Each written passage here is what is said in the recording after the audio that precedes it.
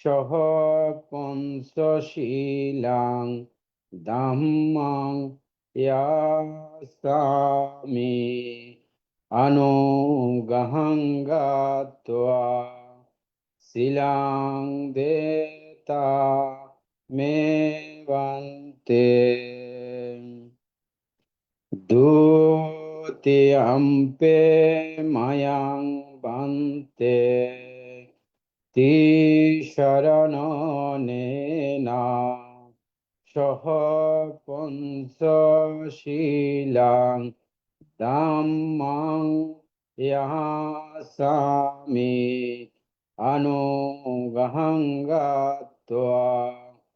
শিলাং দেতামে বন্তে তাতিয়াম্পে মায়াং বন্তে তিসরণনেনা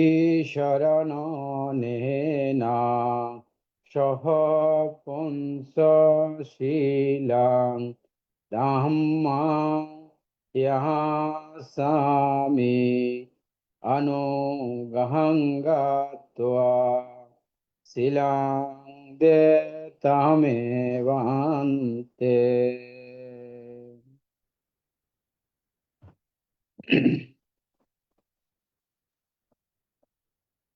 এখন পঞ্চশীল প্রদান।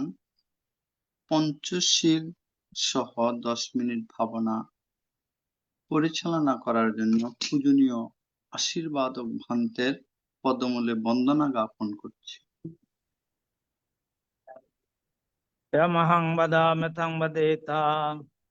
अमावन्ते नमो तस्य भगवतो अरहतो सम्मा सम्बुद्धस्य। नमो तस्सा भगवतो अरहतो सम्मा सम्बुद्धस्सा। नमो तस्सा भगवतो अरहतो सम्मा सम्बुद्धस्सा। नमो तस्सा भगवतो अरहतो सम्मा सम्बुद्धस्सा। बुद्धं शरणं गच्छामि। बुद्धं शरणं गच्छामि। धम्मं शरणं गच्छामि।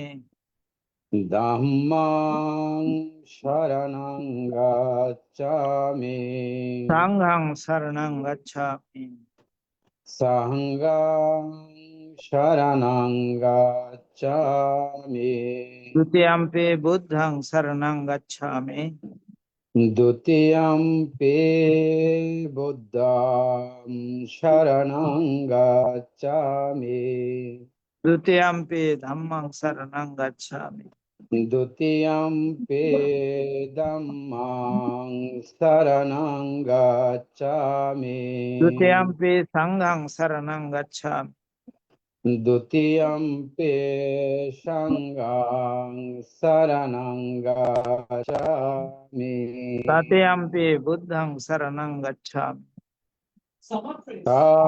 तृतीयम्पि बुद्धं शरणं गच्छामि। तृतीयम्पि धम्मं शरणं गच्छामि। तृतीयम्पि धम्मं शरणं गच्छामि। तृतीयम्पि संघं शरणं गच्छामि। तृतीयम्पि संघं शरणं गच्छामि। शरणागमनं सम्पूर्णं। अमावन्ते पानातिपाता वैरमणि सिक्खापदं समादयामि। पानातिपाता वैरमणि सिक्खापदं समादयामि। आदिन्नदाना वैरमणि सिक्खापदं समादयामि। अदिन्नादान वैरमणि सिक्खापदं समादयामि। कामेषु मिथ्याचारा वैरमणि सिक्खापदं समादयामि। কামেষু মিচ্ছাচারা বেরামণি সিক্খাপদং সমাদিয়ামি। মুসাবাদা বেরমণি শিক্ষাপদং সমাদিয়ামি। মুসাওয়াদা বেরামণি সিক্খাপদং সমাদিয়ামি। সুরা মেরা মজ্জপমদার্থানা বেরমণি শিক্ষাপদং সমাদিয়ামি। সুরামেরয়ে মজ্জে পমাদাত্তানা বেরামণি সিক্খাপদং সমাদিয়ামি। সাধু সাধু ইমং তিসরণেন সদ্দিং পঞ্চশীলং ধম্মং সাধুকং সুরক্ষিতং কত্বা अपमादेन शीलं संपदेत। वन्ते शीलेन सुगतिं अन्ति शीलेन भोग संपदा शीलेन निभृतिं अन्ति तस्मा शीलं स्तुते। साधु साधु साधु। সদ্ধর্ম প্রাণ উপাসক উপাসিকা বৃন্দ, আপনারা শিলে প্রতিষ্ঠিত হয়েছেন। চলুন এখন আমরা 10 মিনিট আনাপানের সাথে ভাবনার অভ্যাস করি। আমাদের উদ্দেশ্য আমাদের চিত্তের একাগ্রতা সাধন এবং চিত্তের পবিত্রতা সাধন। চিত্তের একাগ্রতা এবং পবিত্রতা ছাড়া নির্বাণের পথে অগ্রসর হওয়া যায় না। কি করে এ ভাবনা করতে হবে সেটাও আমাদের জানা প্রয়োজন। প্রথমে চোখ বন্ধ করতে হবে, বাম হাতের উপরে ডান হাত রেখে সুখাসনে বসতে হবে, যে আসনে বেশিক্ষণ বসা যায়। কোমর ঘাড় মেরুদণ্ড সিধা করে বসতে হবে। এরপরে নাসিকার অগ্রভাগে যেখানে শ্বাস প্রশ্বাসের ক্রিয়া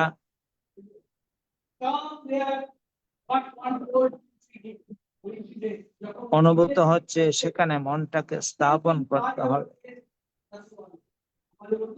শ্বাস আসলে আসছে বলে জানা, শ্বাস গেলে গেছে বলে জানা, সেটাই আমাদের কাজ। এই কাজ খুব সাবধানতার সঙ্গে সজাগতার সঙ্গে করতে হবে।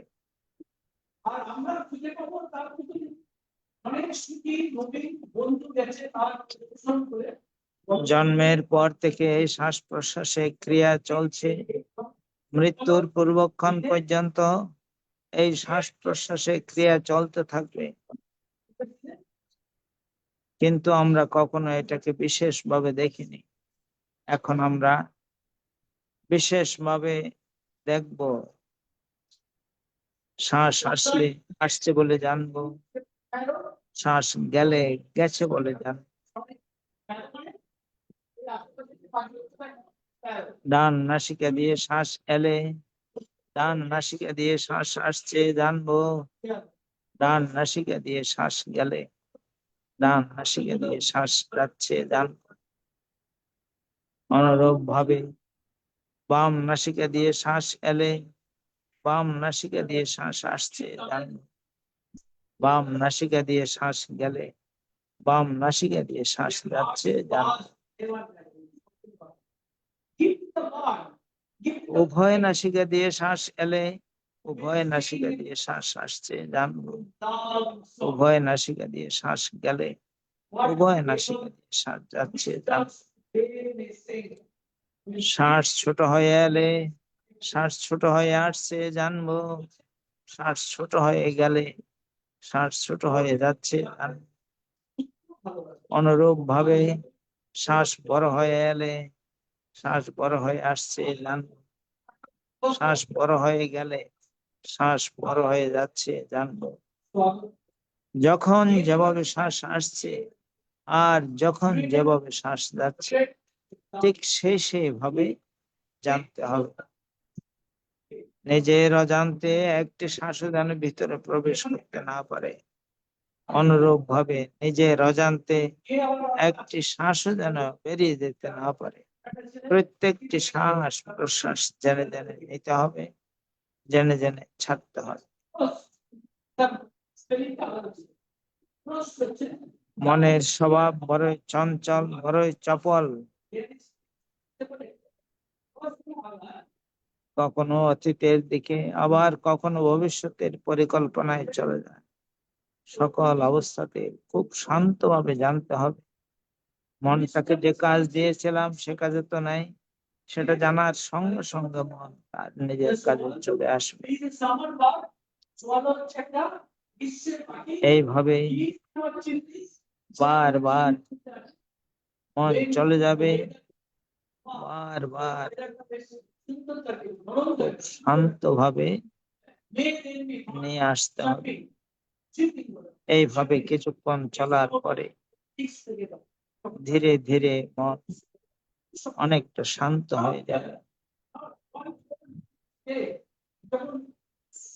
খুব সাবধান, খুব সজাগ, খুব সচেতন ভাবে কাজ করতে হবে।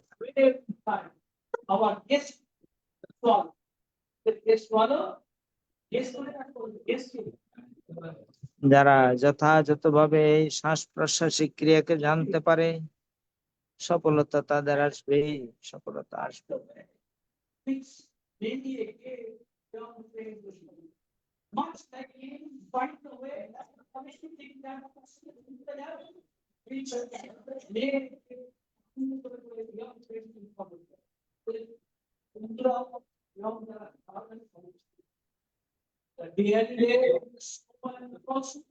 যখন শীতকাল চলে আসে, মানুষের চলে আসে, although in life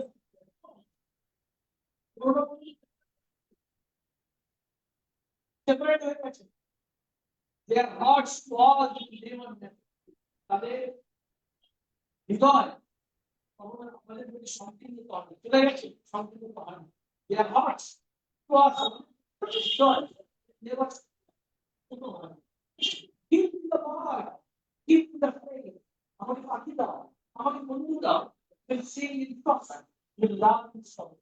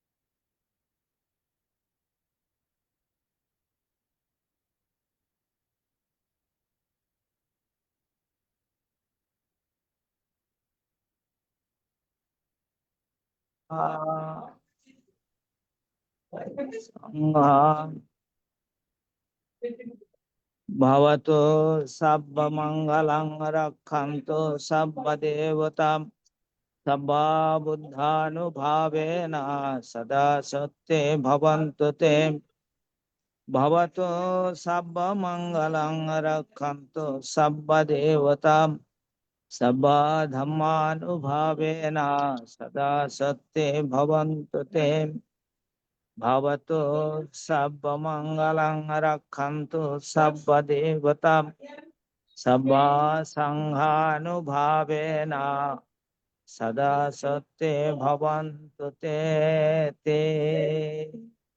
साधु साधु साधु। साधु साधु বন্দনাবন্তে আজকে साधु साधु मंगल हो গৃহী সঙ্গের আলোচনা মৌমিতা বড়ুয়া মৌ ধর্ম আলোচনা করার জন্য পূজনীয় আশীর্বাদক ভান্তের অনুমতি প্রার্থনা করছি।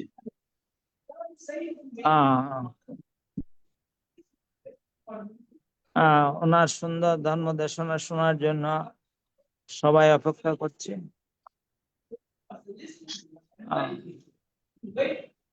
সাধু সাধু সাধু। পূজনীয় ভান্তের নিরোগ দীর্ঘায়ু এবং সুস্বাস্থ্যতা কামনা করছি এই ITSS পরিবারের পক্ষ থেকে। বন্দনা। সাধু সাধু। আন্তর্জাতিক ত্রিপিটক সদ্ধর্ম শিক্ষা ITSS জুম ভার্চুয়ালের মাধ্যমে এখন ধর্ম আলোচনা। গৃহী সঙ্গের মধ্যে ধর্ম আলোচনা করবেন শ্রীমতী মৌমিতা বড়ুয়া মৌ মহাদয়া, গুলশান, ঢাকা 1212। সম্মানিত আলোচক মহাদয়া, আজকে 179তম পর্বে পবিত্র ত্রিপিটকের আলোকে অঙ্গুত্তর নিকায়ে একক নিপাতের অট্ঠান বর্গে তৃতীয় বর্গ নিয়ে আলোচনা করবেন। আমি সম্মানিত আলোচক মহাদয়াকে শ্রদ্ধাপূর্বক আহ্বান করছি আজকের আলোচনায় অংশগ্রহণ করার জন্য। নমস্কার।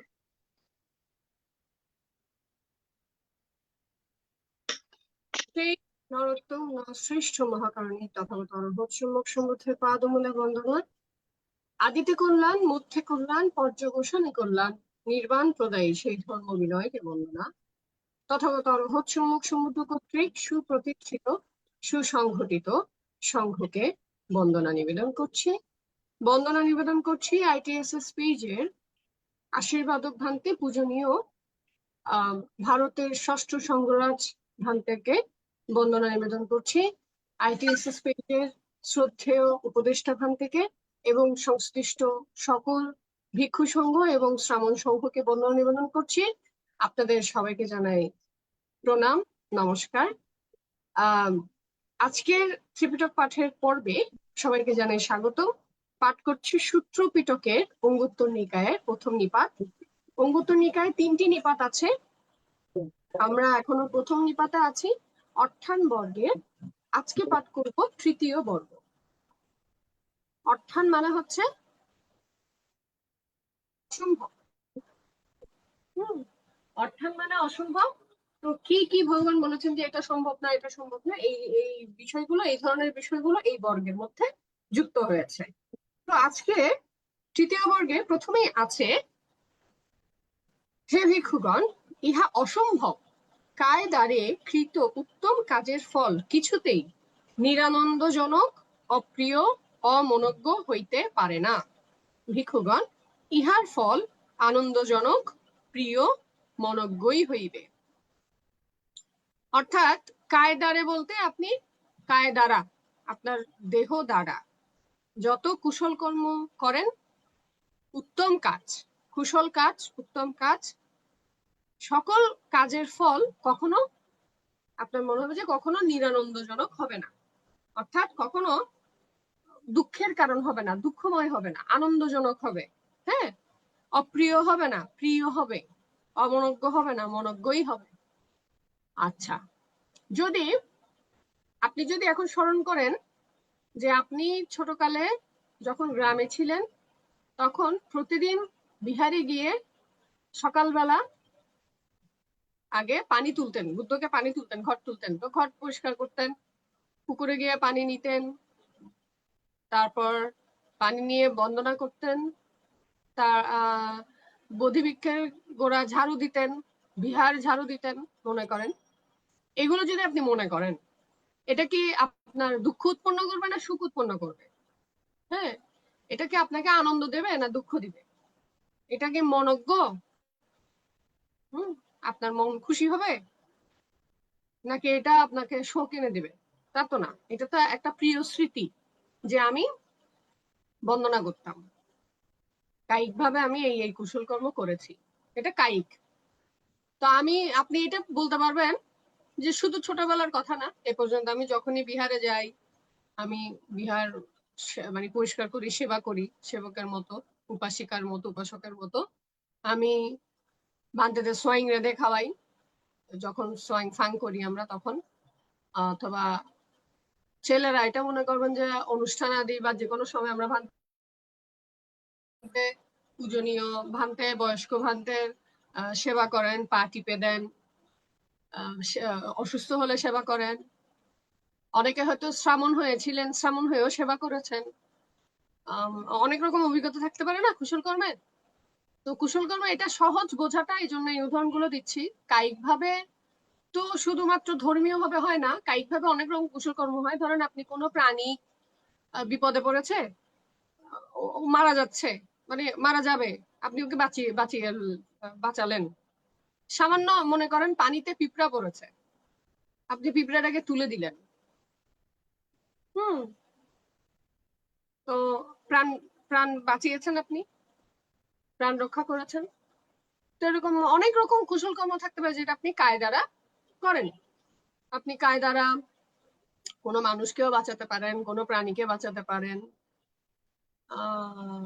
এইটা আপনাকে কি দিবে, যে আপনাকে একটা মানসিক প্রশান্তি দিবে, যে আপনি স্মরণ করবেন এভাবে যে আমি জীবনে আমার হাত পা, আমার এই দেহ দিয়ে কখনো কারো ক্ষতি করিনি, এবং আমি অনেক অনেক উপকার করেছি, বা আমি পরিশ্রম করেছি, উপকার করেছি, সেবা করেছি। এগুলো আপনি মনে করবেন। মনে করলে কি কি উৎপন্ন হবে? অনেক কিছু, সুখ উৎপন্ন হবে, একটা বল তৈরি হবে, মানে একটা, এটা অন্য ধরনের মানসিক শক্তি। এটা হচ্ছে মানসিক শক্তি। আপনি মনে মনে হলেও বলবেন, অনেকে মুখে বলে, অনেকে মনে মনে বলে যে আমি জীবনে অনেক ভালো কাজ করেছি। মনে মনে হলে বলে না যে আমার আমার কোনো ক্ষতি হতে পারে না। একটা কনফিডেন্স থাকে যে আমি এই এই ভালো কাজ করেছি, মনে মনে চিন্তা করছেন আমার ক্ষতি হবে না, বা আমার বড় ধরনের কোনো বিপদ হবে না, বা বিপদে পড়লেও তখন সাহস যোগায় এই কুশল কর্মগুলো, যে আমি এত কুশল কর্ম করেছি ভালো, আমার জানা মতো আমি কোনো কারো ক্ষতি করিনি। দুটো জিনিস, এক হচ্ছে আমি কায়িক ভাবে কুশল করেছি, আরেক হচ্ছে আমি কায়িক ভাবে কোনো রকম অকুশল করিনি। আমি জানি না এই পয়েন্টটা সামনে আছে কিনা, কিন্তু বলছি যে দু ধরনের কিন্তু আপনার সুখ আনবে। এক হচ্ছে আমি কারো ক্ষতি করিনি, আর এক হচ্ছে আমি সবার উপকার করেছি। দুটো বিষয়। তো কুশল কর্ম এভাবে, এক হচ্ছে আমি কুশল করেছি, আর আমি কোনো অকুশল করিনি। দুইভাবেই কিন্তু আমাদের মনে খুশি উৎপন্ন হবে। এবং শুধু খুশি না, এটা আপনি বললেন যে আত্মবিশ্বাস, সাহস, মনোবল, বীর্য, এই ধরনের মানে সবকিছু আপনার একটা কর্মবল। এটা এক ধরনের যে আমি, আমার জানা মতে আমি খারাপ মানুষ না, আমার জানা মতে আমি অকুশল কর্মী না। সুতরাং আমি ওইসব মানুষের না টেনশন হয় না, তেমন একটা দুশ্চিন্তা হয় না, কোনো কিছু নিয়ে দুশ্চিন্তা হয় না, কারণ সে কর্মফলে বিশ্বাস করে যে আমি কর্ম যদি ভালো করে থাকি তাহলে ফলটাও ভালোই হবে। এটার জন্য আমাকে আলাদা করে দুশ্চিন্তা করতে হবে না, বা কি হবে সামনে, কি হবে, কোন একটা বিপদে বললো মানে সে দুশ্চিন্তা, তার ঘুম আসছে না, এই জিনিসটা হয় না যারা কায়িক ভাবে।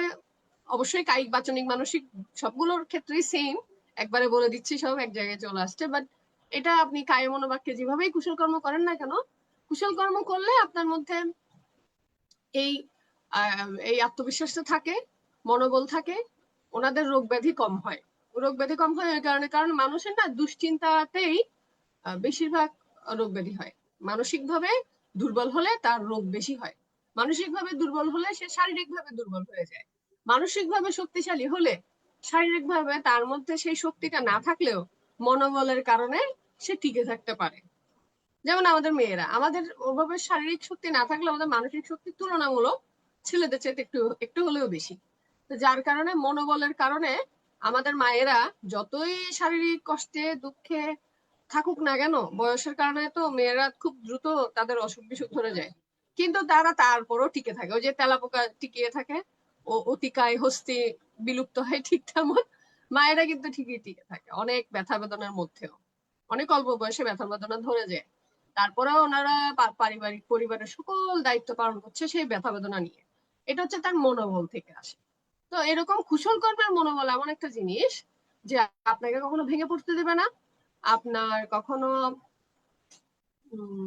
এইটার কারণে মানে মনোবলের কারণে বা মনো দুর্বলতার কারণে আপনার মধ্যে শোক উৎপন্ন হবে না, অনুতাপ উৎপন্ন হবে না। কারণ আপনি জানেন যে আপনি অকুশল করেননি, তাহলে কিসের অনুতাপ, কিসের শোক? তো ওইটা সুখই আলাদা, ওখানে দুঃখ নেই, ওখানে সব সুখ। হ্যাঁ, তো এটা গেল কায়িক ভাবে কিছু উদাহরণ দিলাম। তো এবার কায় মনোবাক্যে, এবার মনে হয় মন আসবে মনোদ্বারে। আচ্ছা, বাক্য দ্বারা এসছে যে 2 নম্বরে আছে, বুদ্ধ ভগবান বলছেন, হে ভিক্ষুগণ, ইহা অসম্ভব বাক্য দ্বারে কৃত উত্তম কাজের ফল কিছুতেই নিরানন্দজনক, অপ্রিয়, অমনোজ্ঞ হইতে পারে না। ভিক্ষুগণ, ইহার ফল আনন্দজনক, প্রিয়, মনোজ্ঞই হইবে। আচ্ছা, এখন আপনি বাক্য দ্বারে কেমন কেমন কুশল কর্ম করা যায়? বাক্য দ্বারে প্রথম কুশল কর্ম করা জায়গা হচ্ছে সত্যকে ধারণ করা, সত্য কথা বলা, বৃথা বাক্য পরিত্যাগ করা, ভেদ বাক্য পরিত্যাগ করা, অর্থাৎ মিথ্যা, বৃথা, কটু, ভেদ পরিত্যাগ করা। অর্থাৎ আপনি কোনোভাবেই কাউকে গালিগালাজ করেন না, কোনোভাবে কারোর সঙ্গে কারো ঝগড়া লাগিয়ে দেওয়ার মতো কথাবার্তা বলেন না, কারো পিছনে নিন্দা সমালোচনা করেন না। সমালোচনা করবেন, সামনে করবেন, আলোচনা করবেন, যেটাকে আমরা আলোচনা বলি, ভালোর জন্য, শেখার জন্য, জানার জন্য। বাট মানে অসৎ উদ্দেশ্যে ক্ষতি চেয়ে সেটা করব না আর কি। আর মানে উদ্দেশ্যটা এখানে আসল, যে আমি কারোর সঙ্গে তৃতীয় ব্যক্তি নিয়ে আলোচনা করছি, কিন্তু সেটা আসলে হয় শিখার জন্য, না হলে তার ভালোর জন্য, দুটো হতে পারে। এটা আমার, আমি কেন করছি, পাপ তৈরি হয় ওখান থেকে, যে আমি যদি অকুশল চিত্তে করি তাহলে অকুশল, আর যদি কুশল চিন্তা করি তাহলে কুশল। এবং কার সঙ্গে করছি সেটাও গুরুত্বপূর্ণ। খারাপ মানুষের সঙ্গে করলে তো সে ওইটার একটা খারাপত্ব বের করবে এবং আপনারও বদনাম হবে, বলবে যে হয়তো আমার সঙ্গেই তো সমালোচনা করছিল, তাই না? তো এই জন্য শুধু কুশল চিন্তা করলেই হয় না, কার সঙ্গে করছেন, কোন সময় করছেন, স্থানকাল পাত্র চিন্তা করতে হয়। যে আমরা বলি না অনেক সময়, আমি তো ভালো মনে বলেছিলাম, এরকম আছে। কিন্তু ধরেন আমরা কাউকে নিয়ে কোনো আলোচনা করছি, ও গিয়ে পুরো গ্রাম, পুরো এলাকা, পুরো নগরী করে ফেলবে যে এই তো মমিতা এটা বলেছিল ওর নামে বলছে, ও আসলে এর বদনাম করছে। না আমারই বলে কি যে ওর থেকেই তো শুনলাম, ওই তো বললো এর সম্বন্ধে। একেবারে তা আপনার ভালো অর্থের আলোচনা একেবারে খারাপ হয়ে যাবে। তো আপনি কুশল অর্থেও যদি কাউকে নিয়ে আলোচনা করতে চান, যে আচ্ছা ও নাকি এরকম হয়েছে, ও কি এখন ঠিক আছে বা এরকম, আমি যদি আলোচনা করতে চান, ভালো মানুষ, জ্ঞানী মানুষের সঙ্গে করতে হবে। অজ্ঞানী মানুষের সঙ্গে করলে কিন্তু আপনি বিপদে পড়ে যাবেন। তো এটাকে সমালোচনা না, এটাকে আলোচনা বলা যেতে পারে। কারণ আপনি যদি আদৌ ভালো চেয়ে করেন এবং স্থান কাল পাত্র বিবেচনা করে করেন, এটা হচ্ছে একজন প্রজ্ঞাবান মানুষের কাজ। আপনি যদি উপকারার্থে করেন, আপনাকে সময় দেখতে হবে, আপনাকে স্থান দেখতে হবে, আর কার সঙ্গে কথা বলছেন সেটাও চিন্তা করতে হবে। এমন কারোর সঙ্গে বলছেন যে হিতে বিপরীত হবে, ভেদ তৈরি করবে, এই ধরনের বলা যাবে না তখন। তো তার সঙ্গে আপনার কুশল চেতনার কোনো মিল নেই। কারণ আপনি যতই কুশল চেতনায় করেন না কেন, আপনার চেতনা সে বুঝবেও না, জানবেও না, সে ওইটাকে খারাপ অর্থে নিবে। বরং তার মধ্যে নানা রকম চিত্ত উৎপন্ন হতে পারে, নেতিবাচক চিত্ত উৎপন্ন হতে পারে। যেমন আমি হয়তো কারোর সঙ্গে ভালো অর্থে কিছু আলোচনা করলাম, কিন্তু সে সেটাকে সেভাবে না নিয়ে সে হিংসা তৈরি করলো, বা লোভ তৈরি করলো, তৃষ্ণা তৈরি করলো। আমার কারণে তার মধ্যে অলরেডি লোভ তৃষ্ণা ছিল না যে তা না, কিন্তু আমার কারণে সেটা বৃদ্ধি পেল। আমি মনে করি এটা ক্ষুদ্র অনুক্ষুদ্র পাপের মধ্যে পড়বে, অকুশলের মধ্যে পড়বে। যেটা আমার কারণে, ও এমনি খারাপ মানুষ, জেনারেলি ও খারাপ মানুষ মনে করেন, আমি তাকে আরেকটু আগুন দিয়ে দিলাম আর কি। ছাই বলবো না, আগুন বলবো, তাকে আরেকটু বাড়িয়ে দিলাম তার এটা। সেই জন্য অনেক সময় ভালো অর্থে কাউকে কোনো পরামর্শ দিলেও ভালো অর্থে কারোর সঙ্গে কোনো কিছু আলোচনা করলেও সেটা আপনি হয়তো ভালো অর্থে করছেন, এইটা স্থানকাল পাত্র দেখতে হয়। আরেকটা সূত্রের মধ্যে আমি পড়েছিলাম, এরকম বিষয় আছে যে সত্য কথা, যেহেতু আমরা বলেছি আমরা সত্য কথা বলবো, বা যেহেতু বাক্য দ্বারা কুশল কর্ম করার কথা আসছে, তাই তো? এখন আমরা সত্য বলবো, তা আমরা অনেকে মনে করি কি যে যেহেতু সত্য সেহেতু বলাই উচিত, বলতেই হবে, আমি সত্য বলবো, আমাকে কেউ আটকাতে পারবে না, যদিও এটা অপ্রিয় সত্য হয় তাও আমি বলবো। বিষয়টা এরকম না।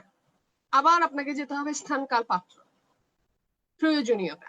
ভগবান বলছেন যে মানে প্রেফারেন্স বলছিলেন, মানে আমি সূত্রের ভাবার্থটা বলছি, সূত্র হুবহু আমার মনে নেই, ভাবার্থটা মনে আছে, যেটা বুঝলাম যে সত্য যতই সত্য হোক না কেন প্রথমে দেখতে হবে যে আপনি কোথায় বলছেন, কখন বলছেন, কাকে বলছেন, কাকে, তার চাইতে গুরুত্বপূর্ণ হচ্ছে ওইটা আদৌ প্রয়োজন কিনা। অপ্রিয় সত্য এটা এটা সমস্যা না, ঠিক আছে, অপ্রিয় হলেও সত্য তো সত্য, কিন্তু আপনি যে সত্যটা বলবেন এটা বলা আদৌ প্রয়োজন কিনা, এটার একটা খারাপ অর্থ বের হবে কিনা, এটাকে কেউ মিসইউজ করবে কিনা, হ্যাঁ, এটাকে কেউ মানে খারাপ অর্থে ব্যবহার করবে কিনা, বিপদ ডেকে আনবে কিনা। বরং আপনি হয়তো উপকার করতে চেয়েছেন বা আপনি সত্য প্রতিষ্ঠা করতে চেয়েছেন, কিন্তু এইটাতে উল্টো আরো খারাপ দিকে যাচ্ছে কিনা, কেউ বিপদ তৈরি করলো এটা দিয়ে। আমরা তো নর্মালি একটু আবেগের বসে বলছি না আমি সত্য বলবোই বা আমি সত্য করবোই। হ্যাঁ, আমি অবশ্যই আপনি যা করবেন তা সত্যই করবেন, মিথ্যা করবেন না। তবে কিছু কিছু জিনিস আছে জানলেও আপনাকে চুপ থাকতে হবে। কেন? কারণ আপনি কাকে বলছেন, কখন বলছেন, কোথায় বলছেন, এগুলো আসলে গুরুত্বপূর্ণ। না হলে অসময়ে বললে সেটা হিতে বিপরীত হয়, খারাপ ভাবে নেয়, অন্য অর্থ তৈরি করে। আবার ধরেন মনে করেন আমরা উপাসক উপাসিকা হিসেবে আমাদের দায়িত্ব হচ্ছে যে পূজনীয় ভিক্ষু সংঘকে সব ধরনের ব্যাকআপ দেওয়া, চতুর প্রত্যয় থেকে শুরু করে, শুধু চতুর প্রত্যয় না, সব ধরনের ব্যাকআপ দেওয়া, মানে ব্যাকআপ মানে কি, একটা সাপোর্ট দেওয়া, সহায়তা করা। এটার মধ্যে আরো কিছু বিষয় আছে যে ওনাদেরকে সেই পরিবেশটা দেওয়া, হ্যাঁ, ওনারা যাতে একাকী নির্জন ভাবে বসবাস করতে পারেন, নিজেদের সাধনায় রত থাকতে পারেন, বিহার করতে পারেন।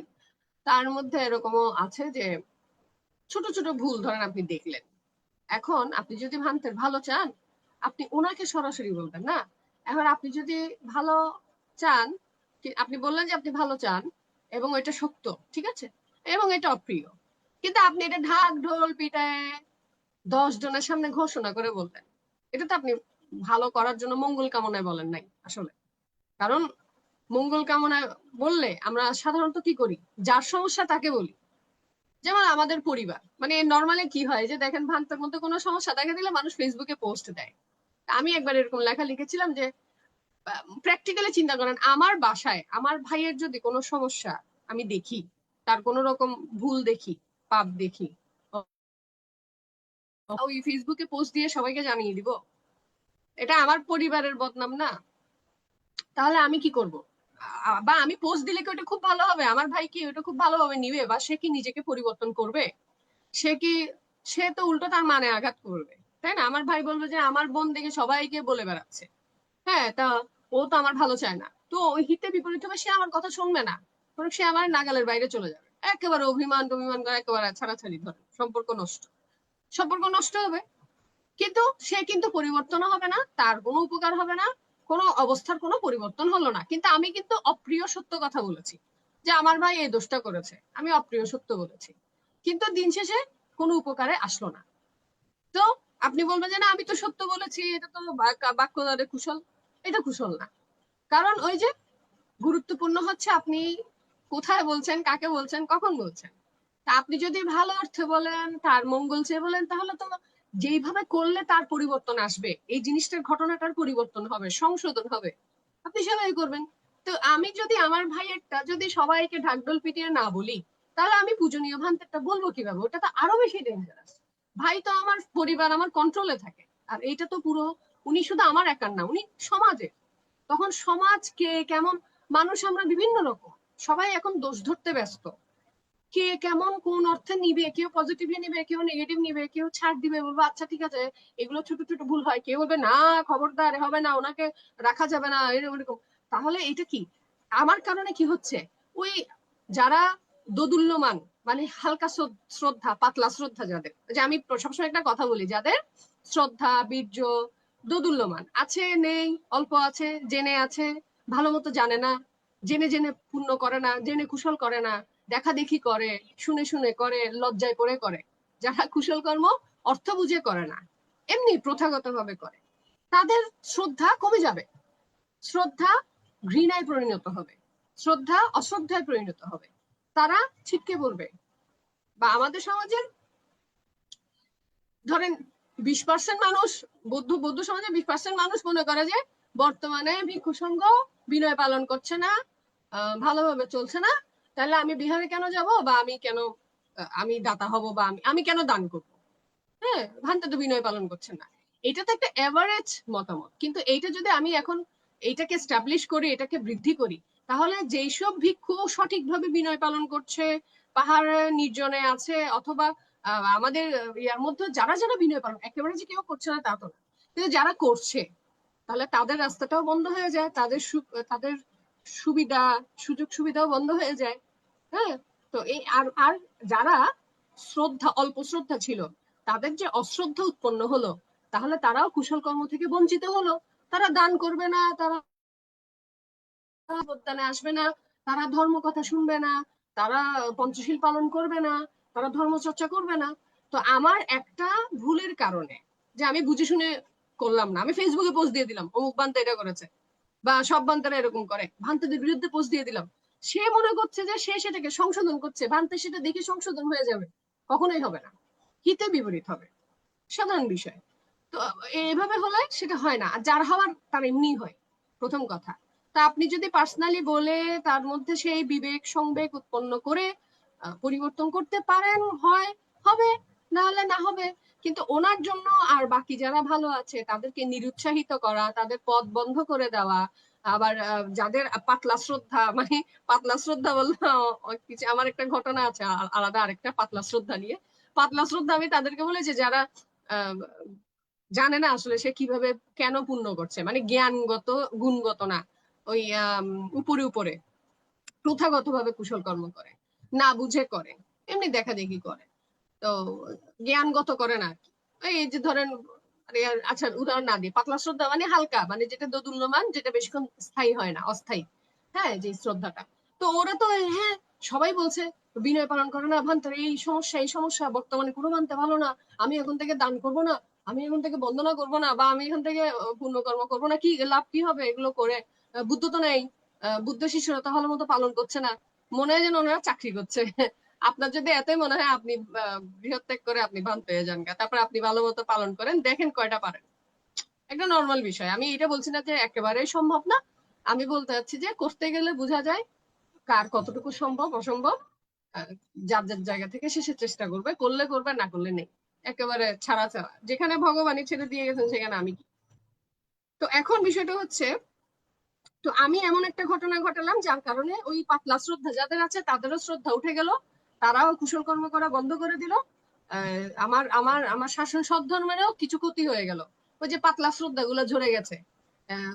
তারপরে হচ্ছে যে ভিক্ষু কিছু বিরক্ত হয়ে রং কাপড় ছেড়ে দিবে, বলবে যে থাকবো না এই সমাজে, মানুষ বিশ্বাস করে না, বা দান দক্ষিণাও কমে যাবে, অনেক ধরনের ক্ষতি হবে। তো আমি একটা কাজ এমন ভাবে করব না যে আমার একটা কাজে আমার একটা কাজের জন্য বহু প্রাণীর ক্ষতি হয়, বহু মানুষের ক্ষতি হয়, শাসন সদ্ধর্মের ক্ষতি হয়। হ্যাঁ, কারণ অজ্ঞানী মানুষ কিন্তু এটা চিন্তা করে না যে আমি এই যে এটা করব না, এটা আমার ক্ষতি এবং আমার পুরো সমাজের ক্ষতি, আমার আমার আমার পুরো শাসন সদ্ধর্মের ক্ষতি, এভাবে চিন্তা করে না। সে চিন্তা করে যে আমি ওর ক্ষতি করছি, ওই আমি ওকে পছন্দ করি না, আমি অমুক ভান থেকে পছন্দ করি না, আমি ওর ক্ষতি করছি না। এই ক্ষতিটা পুরো ভিক্ষু সংঘের হয়, পুরো শাসন সদ্ধর্মের হয়, পুরো আমাদের উপাসক উপাসিকা সংঘের হয়, পুরো ক্ষতিটা আমাদের সবার হয়। ওই যে পাতলা শ্রদ্ধা অশ্রদ্ধায় পরিণত হবে, কমে যাবে, ওদের ধর্মকর্ম কমে যাবে, কুশল কর্ম কমে যাবে, ওরা অকুশলে প্রবৃত্ত হবে, অকুশলে আচ্ছা আমার আত্মীয় স্বজন যদি অকুশল কাজ করে, আমি কি ভালো থাকতে পারবো বা আমি কি সুখে থাকতে পারবো? ওই কয়দিন পরে আমার সঙ্গে তারা বেইমানি প্রতারণা করবে, কারণ সে এখন অকুশল, সে এখন অকুশলকামী, সে ধর্মকর্ম করে না, ধর্ম মানে না, ধর্ম জানে না, এবং একেবারেই শ্রদ্ধা চলে গেছে আমার কারণেই। ধরেন, তো এই বাক্য দ্বারা কুশল কর্ম করব, কোনটা কুশল, কিভাবে করব, কখন, এগুলো অনেক বিষয় থাকে। যে তো এই জন্য প্রথম বেসিসে কি বললাম, বাক্য দ্বারা আপনি কুশল কর্ম করছেন কিভাবে? এক হচ্ছে আপনি মিথ্যা, বৃথা, কটু, ভেদ না বলে, উচ্চারণ না করে। আবার আপনি যে সত্য বলবেন যেখানে যতটুকু প্রয়োজন, স্থান, কাল, পাত্র ভেদে, মঙ্গল কামনায়, কোমল স্বরে, কর্কশ ভাবে না। কর্কশ ভাবে বললে কেউ শুনবে না, বা ওইটাও হিতে বিপরীত হবে।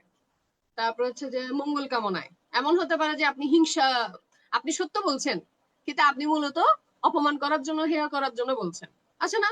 আপনি সত্য বলছেন কিন্তু হেয় করার জন্য বলছেন, সেটাও হবে না, সেটাও বাদ।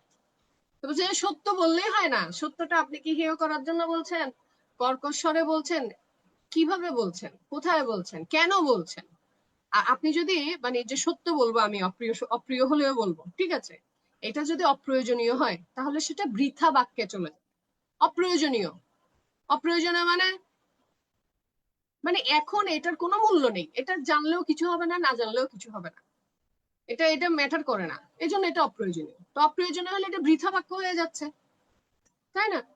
তো ওর মধ্যে পড়ে যায়। যেমন যেমন উদাহরণ না দিই, অনেক লম্বা হয়ে যাবে, তা এখন বাদ দে। তো এই বাক্য দিয়ে এইভাবে আপনি কুশল কর্ম করলেন। আরো কিভাবে কুশল কর্ম করা যায়? জ্ঞান দান, জ্ঞান চর্চা, জ্ঞান দান, জ্ঞান দান করছেন, পরামর্শ দিচ্ছেন, উপদেশ দিচ্ছেন, ধর্ম আলোচনা করছেন, বাক্য দ্বারা কুশল কর্ম, তাই তো?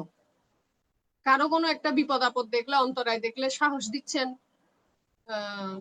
যতটুকু সম্ভব যেভাবে কায় মনোবাক্যে যেভাবে সাহায্য করা যায়, বাক্যের মাধ্যমে যেটা করছেন, হ্যাঁ, সেটাই বাক্য দ্বারে উত্তম কাজ। তো এটাতে আপনার আনন্দই হওয়ার কথা, হ্যাঁ, নিরানন্দ না। ভগবানও এটা বলছেন যে এটা হতে পারে না যে আপনার মধ্যে নিরানন্দ হবে, অপ্রিয় হবে, অমনোজ্ঞ হবে, এটা হতে পারে না। হে ভিক্ষুগণ, 3 নম্বর, হে ভিক্ষুগণ, ইহা অসম্ভব মানসিক দ্বারে কৃত উত্তম কাজের ফল কিছুতেই নিরানন্দজনক, অপ্রিয়, অমনোজ্ঞ হইতে পারে না। ভিক্ষুগণ, ইহার ফল আনন্দজনক, প্রিয়, মনোজ্ঞই হইবে। আচ্ছা, মনোদ্বারে উত্তম কাজ কিভাবে করছেন? মনোদ্বারে কাজ কিভাবে করে?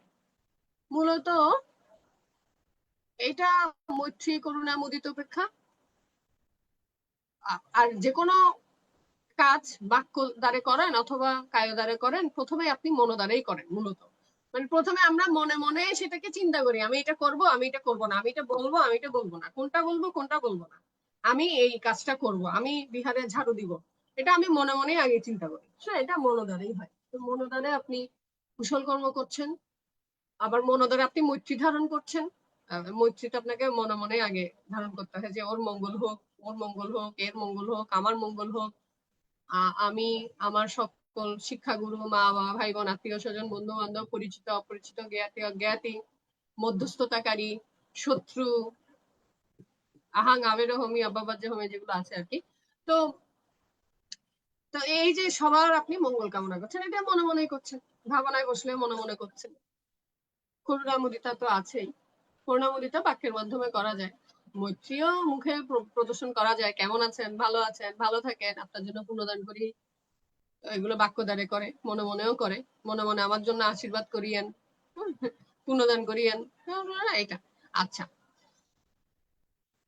এটা গেল উত্তম কাজ। এটার কারণে আপনার আনন্দজনক হয়, মনোজ্ঞই হয়, কারণ এটাও একই রকম আপনার মধ্যে সেই কনফিডেন্সটা আনে যে আমি তো কারো কখনো সঙ্গেও খারাপ কিছু হবে না, আমি তো কারো অমঙ্গল চাইনি কখনো, আমি মনে মনেও কখনো কাউকে হিংসা করিনি, কাউকে হেয় করিনি, মনে মনেও হিংসা করিনি। একটা বিষয় হচ্ছে না, একটা হচ্ছে মুখে বলে দেওয়া হিংসা করার বিষয়টা, কিন্তু একটা মনে মনেও আমি কাউকে হিংসা করিনি, মনে মনেও আমি কারোর সঙ্গে অহংকার করিনি, হ্যাঁ, কাউকে হেয় করিনি, সুতরাং আমার সঙ্গেও অন্যায় কিছু হবে না। তো এই টাইপেরও তো একটা কনফিডেন্স লেভেল থাকে, আনন্দও থাকে। ইহার ফল প্রিয় হয়। ইহার ফল কি হবে? একটা যেহেতু কুশল কর্ম, উত্তম কাজ, তাহলে এটার ফলও উত্তমই হবে। হ্যাঁ, এটা অধম হওয়ার কোনো সুযোগ নেই, ফল কখনো খারাপ হবে না। এটাই নিয়ম, ভগবান বলছেন যে এটাই নিয়ম, এভাবেই হবে, এটাই সম্ভব, যে ভালো কাজের ফল আপনার কখনোই খারাপ হবে না, এটা ভালোই হবে, উত্তমের ফল উত্তমই হবে, এটা অধম হবে না। আচ্ছা, 4 নম্বর আছে, হে ভিক্ষুগণ, ইহা অসম্ভব, কায় দ্বারে দুষ্কর্মাসক্ত ব্যক্তির দুষ্কর্মের ফল বশত মৃত্যুর পর সুগতি স্বর্গলোকে পুনর্জন্ম লাভ সম্ভব নহে। কিন্তু হে ভিক্ষুগণ, কায় দ্বারে দুষ্কর্মাসক্ত ব্যক্তি দুষ্কর্মের ফল বশত মৃত্যুর পর অপায়ে দুর্গতিতে বিনিপাতে নরকে পুনর্জন্ম লাভ করিবে। এখন দুষ্কর্মাসক্ত মানে হচ্ছে যে দুষ্কর্ম মানে হচ্ছে খারাপ কাজে আসক্ত, অকুশল কাজে আসক্ত ব্যক্তির এই অকুশলের ফল বশত, সহজভাবে বললাম। এখন এর ফলে আপনি মৃত্যুর পর স্বর্গে উৎপন্ন হবেন, এটা সম্ভব না, এটা সম্ভব না। আপনি কায়দারে কোনো খারাপ কাজ করে, অকুশল কাজ করে আপনি স্বর্গে উৎপন্ন হবেন, স্বর্গলোকে যাবেন, ঊর্ধ্ব, কিন্তু এটা সম্ভব যে নিম্নগতি হবে, মৃত্যুর পর অপায়ে দুর্গতিতে বিনিপাতে নরকে। এটা সবসময় বলে না, অপায়ে দুর্গতিতে, মানে 4 অপায়ের যে কোনো একটাতে গেলে কিন্তু আপনি দুর্গতিতে যাচ্ছেন। আর বিনিপাতে মানে হচ্ছে বিনিপাত, নরক আছে, আর নরক তো নরকই, বিনিপাতটা তো নরকেরই মনে হয় একটা প্রকারভেদ, জানতে হবে, এটা সবসময় থাকে। তো আপনি এটা উদাহরণ দেয়, তোমার শিলের মধ্যে দেখেন, যদি প্রাণী হত্যা করা হয়, তো প্রাণী হত্যা করার পরে অবশ্যই কেউ স্বর্গে গমন করবে না, প্রাণী হত্যা করলে সে নরকেই গমন করবে অথবা তির্যকুলে গমন করবে, এটাই স্বাভাবিক, এটাই হবে, এটাই নিয়ম, এটাই ধর্মটা। প্রাণী হত্যা অদত্ত বস্তু, অদত্ত বস্তুর ক্ষেত্রে তো চুরি, তো অদত্ত বস্তুর ক্ষেত্রেও একই, আপনার স্বর্গে তো আর উৎপন্ন হবে না, চুরি করে তো কেউ আর স্বর্গে উৎপন্ন হবে না, কামাচার করেও স্বর্গে কেউ উৎপন্ন হবে না, মানে সরি, মানে মিথ্যা কামাচার। আরেকটা জিনিস চিন্তা করছিলাম, যে মিথ্যা কামাচার করার পরে সেটাকে লুকানোর জন্য বা বৈধ করার জন্য, মানে একটা অকুশল কর্মের কারণে আরো অনেকগুলো অকুশল কর্ম হয়। নর্মালি আমরা যদি নাটক সিনেমা যেগুলো দেখি, ওগুলোতে দেখি একটা অকুশল কর্মকে ঢাকার জন্য, লুকানোর জন্য আরো অনেকগুলো বিবিধ অকুশল কর্ম হয়, যার কারণে ওই অকুশল কর্মের কারণে কিন্তু সে আলটিমেটলি নরকেই গমন করবে। একটা খারাপ কাজ করেছে, ওটা লুকানোর জন্য দেখা যাচ্ছে যে আবার আরেকজনকে খুন করতে হচ্ছে, ওই খুনটা লুকানোর জন্য ধরা খেয়ে যাচ্ছে, যে ওই জন্য আরেকজনকে খুন করতে হচ্ছে। আমি আমি এই টাইপের সিনেমা দেখি বেশিরভাগ, মানে খুন না, মানে তদন্ত তদন্ত পুলিশ পুলিশ তদন্ত, সিআইডি লেভেলের ওগুলো দেখি। তো যে ও প্রথমে একটা অকুশল কাজ করেছে, ওইটাকে লুকানোর জন্য আরো একটা, ওইটাকে লুকানোর জন্য আরো একটা, সে একটার পর একটা করতেই আছে, শুরু হয়েছিল একটা দিয়ে। তো এই যে অকুশল কর্ম একটার কারণে আরেকটা করে, তো সে তো অবশ্যই নরকে উৎপন্ন হবে, স্বর্গে তো যেতে পারবে না। ওর তো খালি বাড়ছে, অকুশল কর্মের পরিমাণ খালি বাড়ছে, শুধু বেড়েই চলেছে বাঁচার জন্য। আচ্ছা, 5 নম্বর, বুদ্ধগণ বলছেন, হে ভিক্ষুগণ, ইহা অসম্ভব বাচনিক দ্বারে দুষ্কর্মাসক্ত ব্যক্তির দুষ্কর্মের ফল বশত মৃত্যুর পর সুগতি স্বর্গলোকে পুনর্জন্ম লাভ সম্ভব নহে। কিন্তু হে ভিক্ষুগণ, বাচনিক দ্বারে দুষ্কর্মাসক্ত ব্যক্তির দুষ্কর্মের ফল বশত মৃত্যুর পর অপায়ে দুর্গতিতে বিনিপাতে নরকে পুনর্জন্ম লাভ করিবে। অর্থাৎ আপনি যদি আমি যদি বাক্য দ্বারে বাচনিক দ্বারে বাক্যের মাধ্যমে অকুশল কর্ম করি, তাহলে অবশ্যই আমি স্বর্গে গমন করবো না, এটা স্বাভাবিক। আমি যদি সবসময় মিথ্যা কথা বলি, আমার মিথ্যা কথার কারণে যদি কারো ক্ষতি হয়, আমি যদি সবসময় কটু কথা বলি, সেখানেও যদি মানুষের ক্ষতি হয়, কোনো প্রাণীর ক্ষতি হয়, এই সমাজের কারো কোনো ক্ষতি হয়, অবশ্যই যেটা হয়, যদি না সেটা তো অবশ্যই হয়, মিথ্যা বললেও ক্ষতি হয়, কটু ভেদ বললে তো অবশ্যই হয়, বুঝাই যায়, ঝগড়া লাগিয়ে দেয় যেহেতু। কটু বললেও ক্ষতি হয়, কারণ অনেকে আঘাত পায়, সেটাতে আঘাত পেয়েও ক্ষতি হতে পারে, হয়। আর মিথ্যা, বৃথা, কটুভেদ, বৃথা তো অবশ্যই, বৃথা বলতে বলতে মানুষ লাইন ছাড়া এত বেশি কথা বলে ফেলে, যেটা আরেকজনের ক্ষতি হয়, নিজেরও ক্ষতি হয়, অপরেরও ক্ষতি হয়। এইসব ক্ষতির কারণে দিন শেষে একটা থেকে একটা অকুশল কর্মের ফল বশত দেখা যায় এমন অকুশল করে ফেলে যে এখানে নরকেই গতি হবে, স্বর্গে যাওয়ার কোনো সুযোগ নেই। কারণ অকুশল আপনাকে অকুশলেই ধাবিত করে, কায় মনোবাক্যে যেই দ্বারাই হোক না কেন। তো বাক্য দ্বারা আপনি যদি কারো ক্ষতি চান, কাউকে উল্টোপাল্টা বলেন, ক্ষতি ক্ষতি করেন বাক্য দ্বারা, মিথ্যা কথা বলেন, মিথ্যা সাক্ষী দেয় অনেকে, এইসব কারণে অন্যের ক্ষতি হলে, নিজেরও ক্ষতি হলে, অন্যেরও ক্ষতি হলে, তখন কিন্তু ওই পাপ, ওই অকুশল কর্মের কারণে নরকে উৎপন্ন হয়। হে ভিক্ষুগণ, ইহা অসম্ভব মনোদ্বারে দুষ্কর্মাসক্ত ব্যক্তির দুষ্কর্মের ফলবশত মৃত্যুর পর সুগতি স্বর্গলোকে পুনর্জন্ম লাভ সম্ভব নহে। কিন্তু হে ভিক্ষুগণ, মনোদ্বারে দুষ্কর্মাসক্ত ব্যক্তি দুষ্কর্মের ফলবশত মৃত্যুর পর অপায়ে দুর্গতিতে বিনিপাতে নরকে পুনর্জন্ম লাভ করিবে। আচ্ছা, একই বিষয়।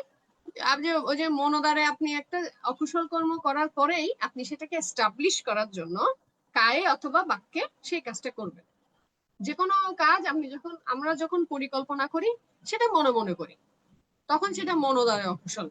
আমি ওর ক্ষতি চাই, আমি ওর ক্ষতি চাই, আমি ওর অমঙ্গল চাই, আমি ওকে ওর ভালো দেখতে চাই না, ও আমি সুযোগে থাকবো, যেই হোক না কেন আমি ওর ক্ষতি করবো, যেভাবেই হোক না কেন, চলো এখন প্ল্যান করি কিভাবে করা যায়, এভাবে এভাবে আমি এটা করবো, এটা করবো, আমি এটা বলবো, আমি এটা বলবো। তো বললে বাক্য দ্বারে, আর করলে কায়ে দ্বারে। কিন্তু চিন্তা করে ফেলেছি, প্ল্যানিং করেছি, এগুলো সব মনোদ্বারে। তা আলটিমেটলি এটা একটার সঙ্গে একটা জড়িত। মনোদ্বারে আমি প্ল্যান করার পর হয় বাক্য দ্বারে সেটাকে এক্সিকিউট করব, না হলে কায়ে দ্বারে সেটাকে কাজে লাগাবো। তো এইভাবে আপনার অকুশল কর্মগুলো যারা করে, যেভাবে করে আমরা করি, সেগুলো এই দ্বারের মাধ্যমে হয়। তিনটা দ্বারের মধ্যে থেকেই হয়, তিনটা মাধ্যমেই হয়। তো এর ফলে স্বর্গলোকে যাওয়া সম্ভব না, স্বর্গলোকে উৎপন্ন সম্ভব না, কারণ এগুলো সবই ক্ষতির কারণ। কায় মনোবাক্য দ্বারে অকুশল কর্ম করলে এটা ক্ষতির কারণ হয়।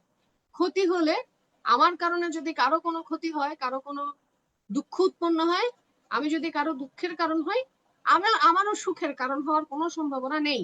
আমি যদি কারো দুঃখের কারণ হই, আমারও দুঃখই উৎপন্ন হবে আলটিমেটলি। আমি কারোর জন্য দুঃখ এনে দিলে সেই দুঃখ আমাকেই ঘুরে ফিরে আমার পিছু ধরবে, এই দুঃখ আমার পিছু ছাড়বে না, কখনোই ছাড়বে না। তো সেই দুঃখকে পাওয়ার জন্য যেতে হবে কোথায়? নরকে। সুখের জায়গা, আমি যেহেতু অপরের সুখ চাইনি, অপরের সুখ হওয়ার মতো কিছু করিনি, সুতরাং ওই সুখ আমার জন্য আসবে না।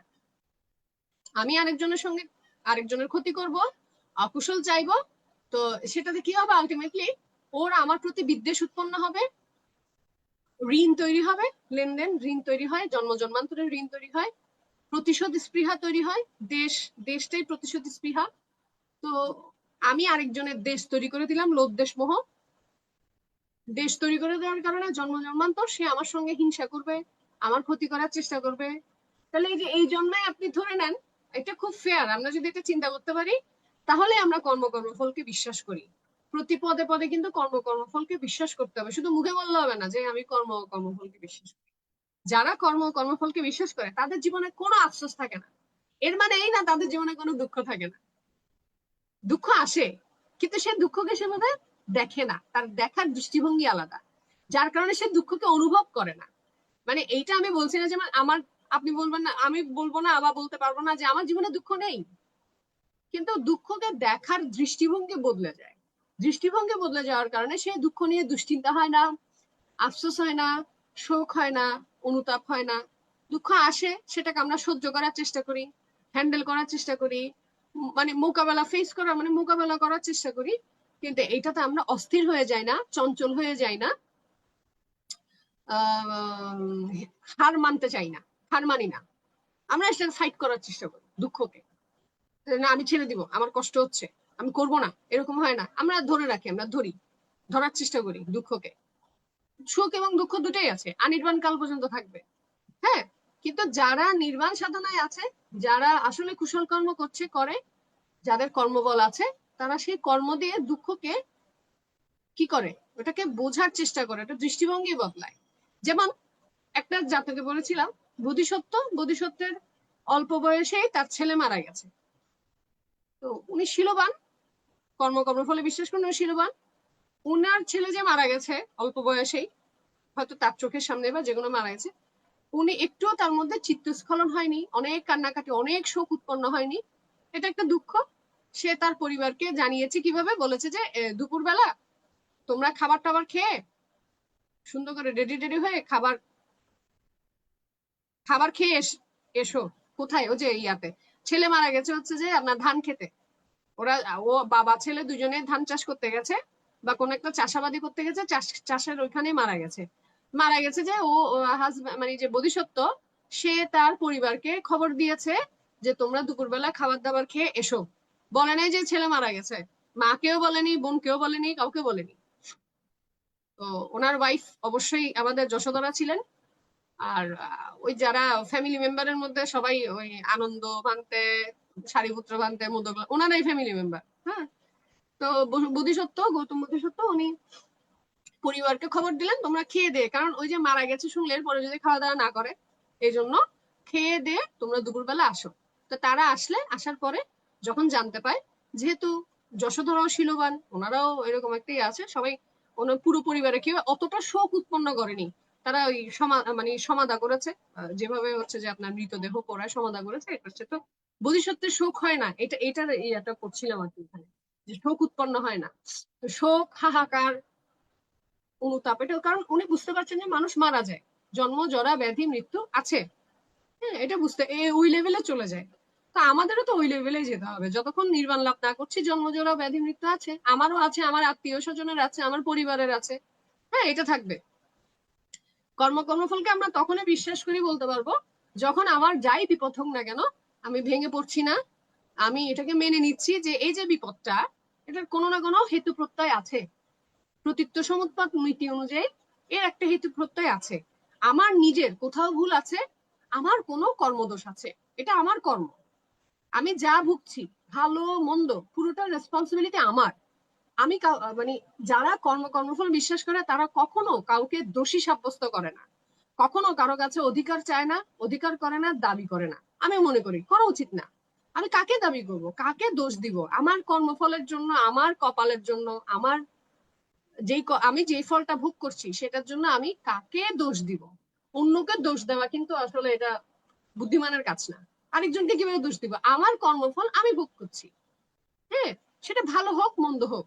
ভালো হলে অহংকার করার কিছু নেই, যে আমি তো ভালো ফল ভোগ করছি, অহংকার করার কিছু নেই, আমি অনেক বড় কিছু হয়ে গেছি, এটা বোকামি। আবার খারাপ ফল হলেও একেবারে শোক, হাহাকার, বুক ফেটে যাচ্ছে, অনুতাপ, এগুলো করার কিছু নেই, কারণ এটা হবেই, এটা মেনে নিতে হবে। এটা আমারই কর্ম, আমিই করেছি। অন্য কেউ করলে মেনে নেওয়া হয়তো কষ্টকর হতো, কারণ আমি যেহেতু করেছি। আমরা যখন কোনো একটা কাজ করে, হ্যাঁ, আমরা তো কেউ নিজের ভুল স্বীকার করতে চাই না, কিন্তু ভুল হয়ে গেছে। জ্ঞানীকে যে নিজের ভুলটা নিজে স্বীকার করে, যে সে যখন জানে যে এটা আমার ভুল, তখন কিন্তু সে হা হুতাশ চিল্লা ফাল্লা অত কিছু করে না, ওই নিজেকে সংশোধন করার চেষ্টা করে। ঠিক তেমন জ্ঞানী সেই যে যখন বিপদ আসছে, বিপদ হয়েছে, মানে আমি যা চেয়েছি তেমন হয়নি, তেমন ঘটেনি, আমি যেভাবে আশা করেছি, আমি যেভাবে পরিকল্পনা করেছি সেভাবে হয়নি, আমি যা চাই তা আমি পাইনি, অলাভজনিত দুঃখ কি জানি,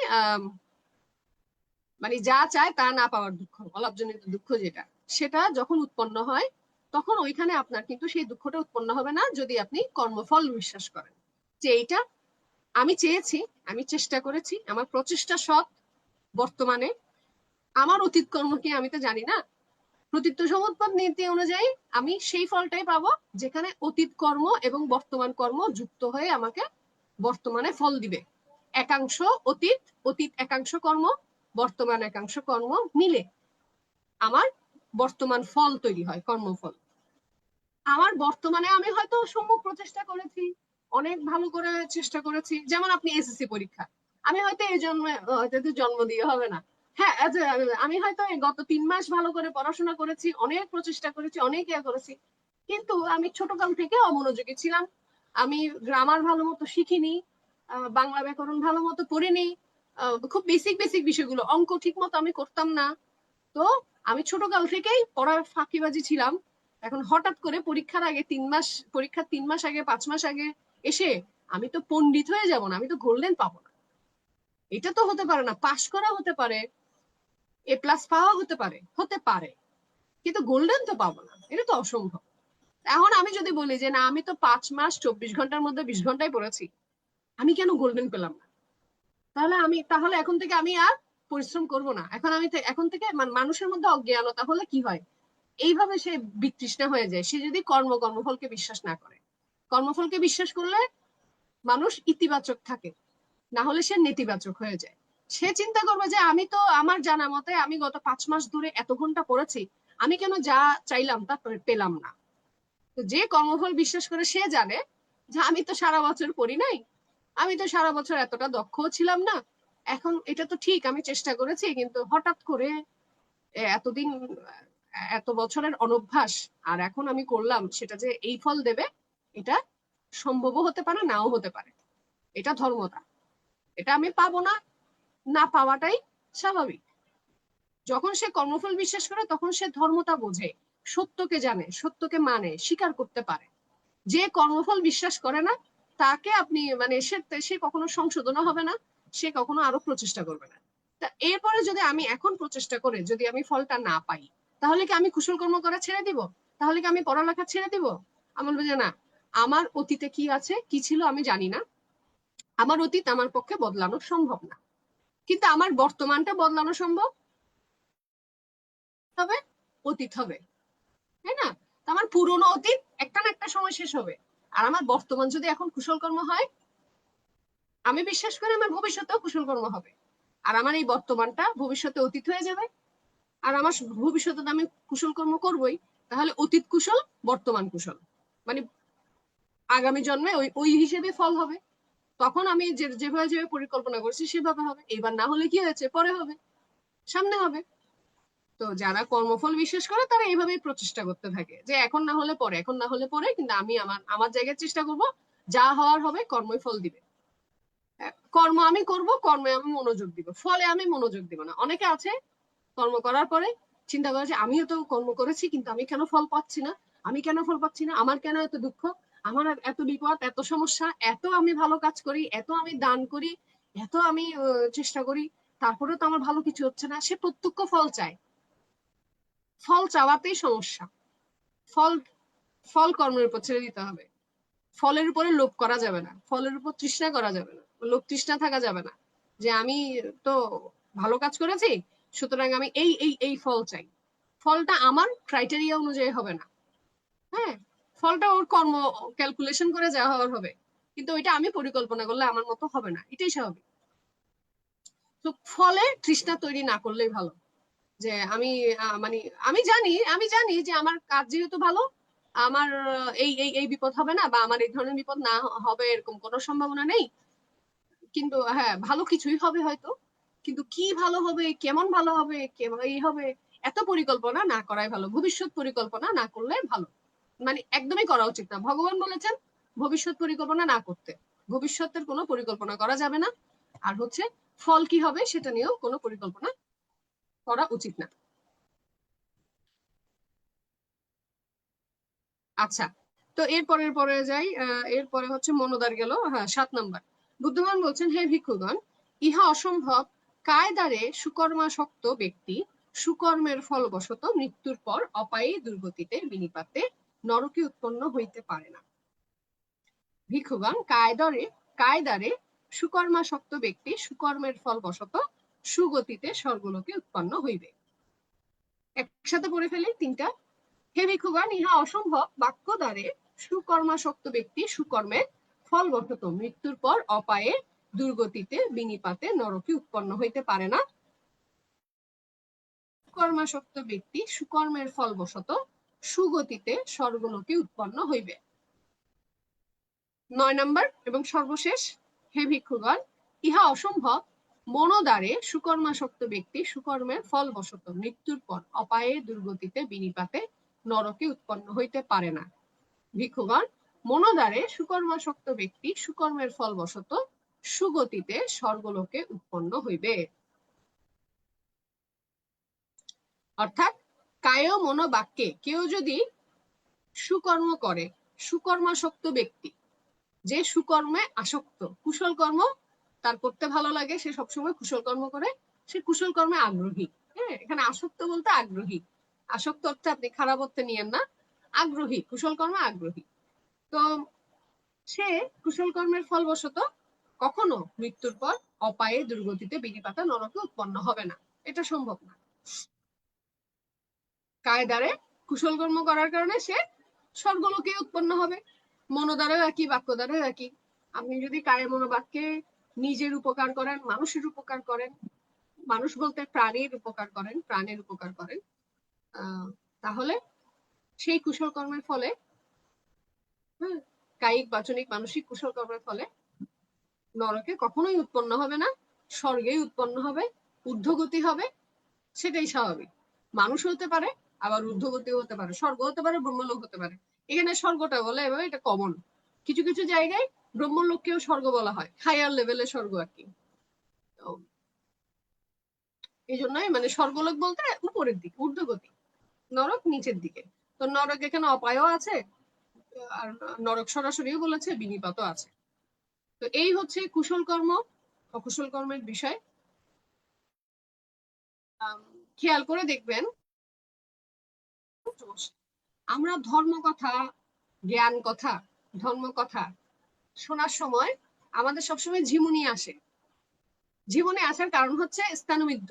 আমাদের পঞ্চনিবরণের মধ্যে একটা স্থানমিদ্য, আলস্যতা। জ্ঞানটা একটু গভীর, সুগভীর, মানে বুদ্ধ ভগবানের ধর্ম দেশনা সুগভীর। আমি বাচ্চা মানে ছোটকাল থেকে অনেক দিন কষ্ট পেয়েছি। ধর্ম দেশনার সময় ঘুম আসে, মানে ভান্তেরা যখন ধর্ম দেশনা করে আমি বুঝি না, মানে আমি এতই খারাপ, আমি কি এতই খারাপ যে আমার এত ঝিমুনি হয়। মানে ধর্ম দেশনা শোনার সময় ঝিমুনি হয়, এমনি অন্যান্য সময় হয় না। একটা কারণ, বসে থাকতে পারি না, কিন্তু অনেকেই বসে থাকে, অনেকেই ঝিমুনি হয়। এটার কারণ হচ্ছে যে সারাদিন সে পরিশ্রম করে, সারাদিন তার শারীরিক কষ্ট আছে, শারীরিক কষ্টতে তার ক্লান্তি আছে। তো ক্লান্তিতে সহজ ঝিমুনি চলে আসে। হ্যাঁ, তো আরেকটা হচ্ছে যে এই ঝিমুনিকে কিভাবে মোকাবেলা করা যায়, তো মানে কিভাবে যুদ্ধ করতে হবে ঝিমুনির সাথে। আমার খুব যেমন আমি পূজনীয় ভান্তে, বড় বড় ভান্তে, ধরেন যখন ছোটকালের কথা বলছি বা ইয়াং বয়সের কথা বলছি, তখনও হ্যাঁ, যে ভান্তেতে দেশনা শুনতে গেলে কত গুরুত্বপূর্ণ দেশনা দিচ্ছে, মাথার উপর দিয়ে চলে যাচ্ছে, আমি ঘুমিয়ে গেছি, কখন ঘুমিয়ে গেছি এবং কখন হুঁশ ফিরে আসলো, হুঁশ ফিরে দেখি দেশনা শেষ, একজন ভান্তের দেশনা শেষ। এটা খুব কমন সমস্যা আমাদের, ধর্মালোচনা শোনার সময় আমাদের ঘুম আসে। এটা আমার খুব হয়েছে, এটা আমরা ভুগি বেশি। কিন্তু এইটার সমাধান কি? এটা সমাধান হচ্ছে একটাই। প্রথমত তো আপনি যদি আদৌ জেনুইনলি আপনি যদি রাত জাগা থাকেন, ক্লান্ত থাকেন, আপনার ঘুম আসবে, এটাই স্বাভাবিক। এখন এটাকে মোকাবেলা করার হচ্ছে যে, আবার যদি ওভাবে নাও আসে, তাও জ্ঞান কথা শোনার জন্য কিন্তু মানুষের এমনি স্থানবিদ্যা, এই নিবারণটা বেশি কাজ করে। জ্ঞান কথা, ভারী ভারী কথা, ভারী বিষয়গুলো, হ্যাঁ, এগুলো মগজ, যেগুলো তো মগজ খাটাতে হয়। হ্যাঁ, আপনি 2 দিন রাত জেগে শারীরিক পরিশ্রম করতে পারবেন, অনেকে রাত জেগে পরিশ্রম করতে পারবেন, আপনি ওখানে ঝিমাবেন না, এক জায়গায় বসলে আপনি ঝিমাবেন। তো জ্ঞানের হয়, মন দিতে হয়, মনোযোগ দিতে হয়। তো মনোযোগ দিলে মনোমার আক্রমণ করে, হ্যাঁ, বাধা দেয়, আপনাকে সেটা করতে দেয় না। তো সেটা নিজের মনের সঙ্গে যুদ্ধ করতে হবে। এটা কঠিন, কষ্ট, আমি অনেক সময় পারি, অনেক সময় পারি না। কিন্তু আসলে আমাদেরকে এটা এটা আমার মাথায় রাখতে হবে যে আমার জীবনে আসবে এবং আমি শুনবই, আমি এটা মন দিবই, আমি মনোযোগ দিয়ে শুনবো। ঘুম আসলে ঘুমের সঙ্গে আমি লড়াই করার চেষ্টা করবো, কারণ এটা খুব ডেঞ্জারাস। ভালো ভালো ভান্তের দেশনা, মানে ভালো ভালো বলতে যারা খুব মানে দেশক, ভালো দেশক, ডিস্টার্ব, একদম বাজে ডিস্টার্ব। এটা এটা কার সঙ্গে যুদ্ধ করবো এখানে? বাইরে কারোর সঙ্গে যুদ্ধ করে লাভ নেই, নিজের মনের সঙ্গে মনোযোগ দিয়ে ভান্তের কথা শুনতে হবে। একটু অন্য মনস্ক হলে জীবনে চলে আসবে। এই এই জিনিসটা হয় মজার বিষয়, এটা হঠাৎ মনে পড়লো, বললাম মজার বিষয় এই হিসেবে যে এই জিনিসটা আমিও অনেক অনেক বেশি, আমরা সবাই এটা ফেস করি, যে ভালো কথা শুনতে গেলে, মানুষের ভালো কথা শুনতে গেলে, উপদেশ শুনতে গেলে, ধর্ম কথা শুনতে গেলে ঝিমুনি চলে আসে। কারণ এগুলো মনে ঢুকাতে হয়, তো মনোযোগ দিতে হয়, তো তখন মনোমার, আমার মনের মধ্যে আমার চিত্তমার, আমার ক্লেশ মার, এগুলো বাধা দেয়। অমনোযোগিতা,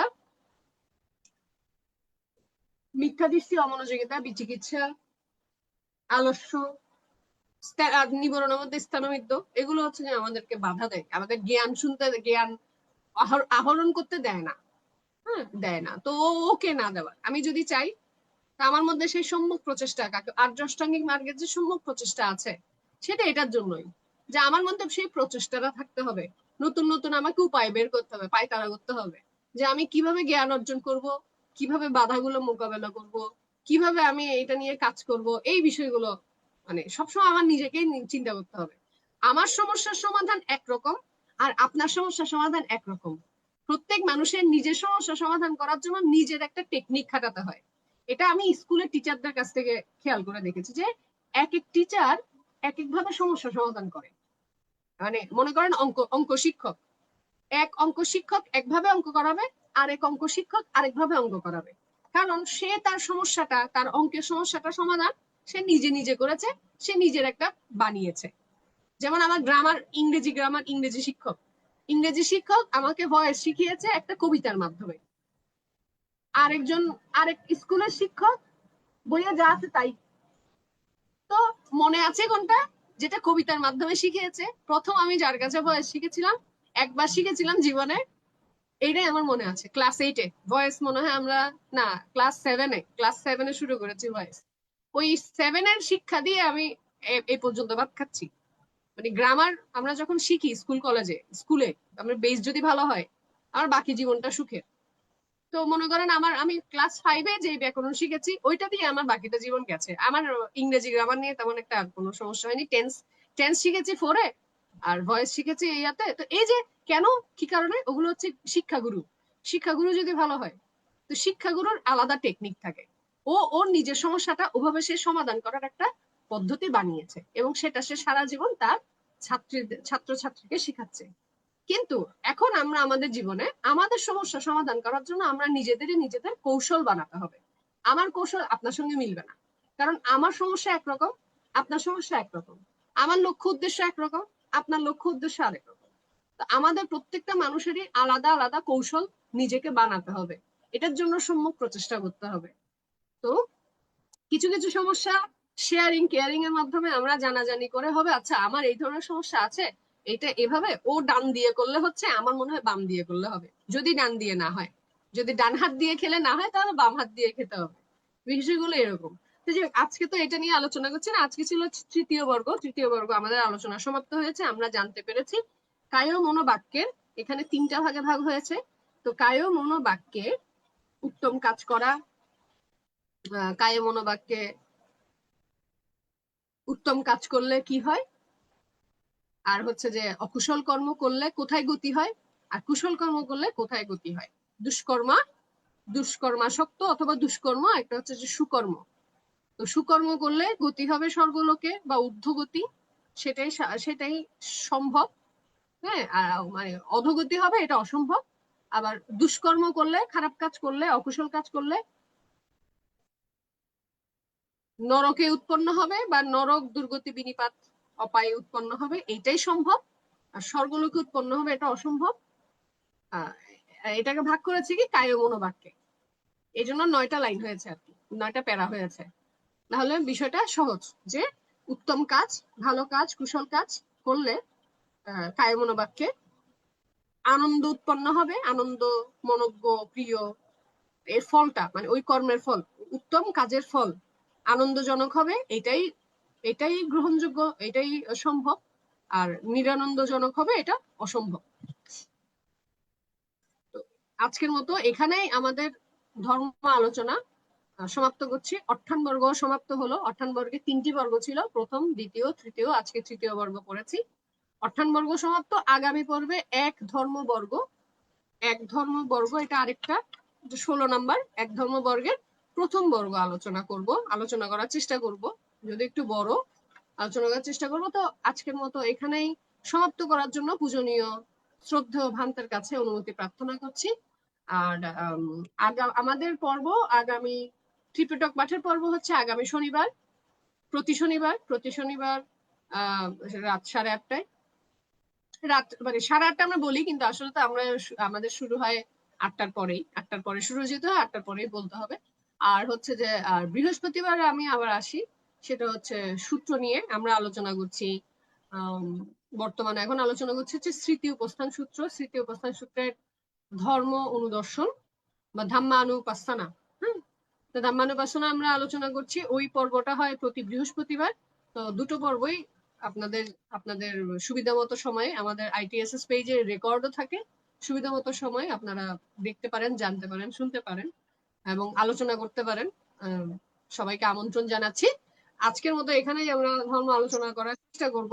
আর পুণ্যদান করছি প্রথমে পুণ্যদান করছি যে আমার দ্বারা কায় মনো বাক্যে কৃত সকল কুশল কর্মে পুণ্যরাশি, সঞ্চিত পুণ্যরাশি, অর্জিত পুণ্যরাশি, অনন্ত চক্রবেলায় সকল নর দেব মার ব্রহ্মা যক্ষ প্রেত সকল কুলার সকল সত্যগণ, আমি আমার সকল শিক্ষাগুরু, মা বাবা ভাই বোন জ্ঞাতি আত্মীয় স্বজন পরিবার পরিজন, পরিচিত অপরিচিত মধ্যস্থতাকারী, শত্রু আছে কিনা জানি না, আমি তো মনে করি না, যদি থাকে বা কেউ যদি আমাকে শত্রু মনে করে আর কেউ যদি আমার অকুশল চায়, অমঙ্গলকারী হয়, সবার জন্য সমান সমান অংশে মৈত্রী করুণা মুদিত উপেক্ষা চিত্তে দান করছি।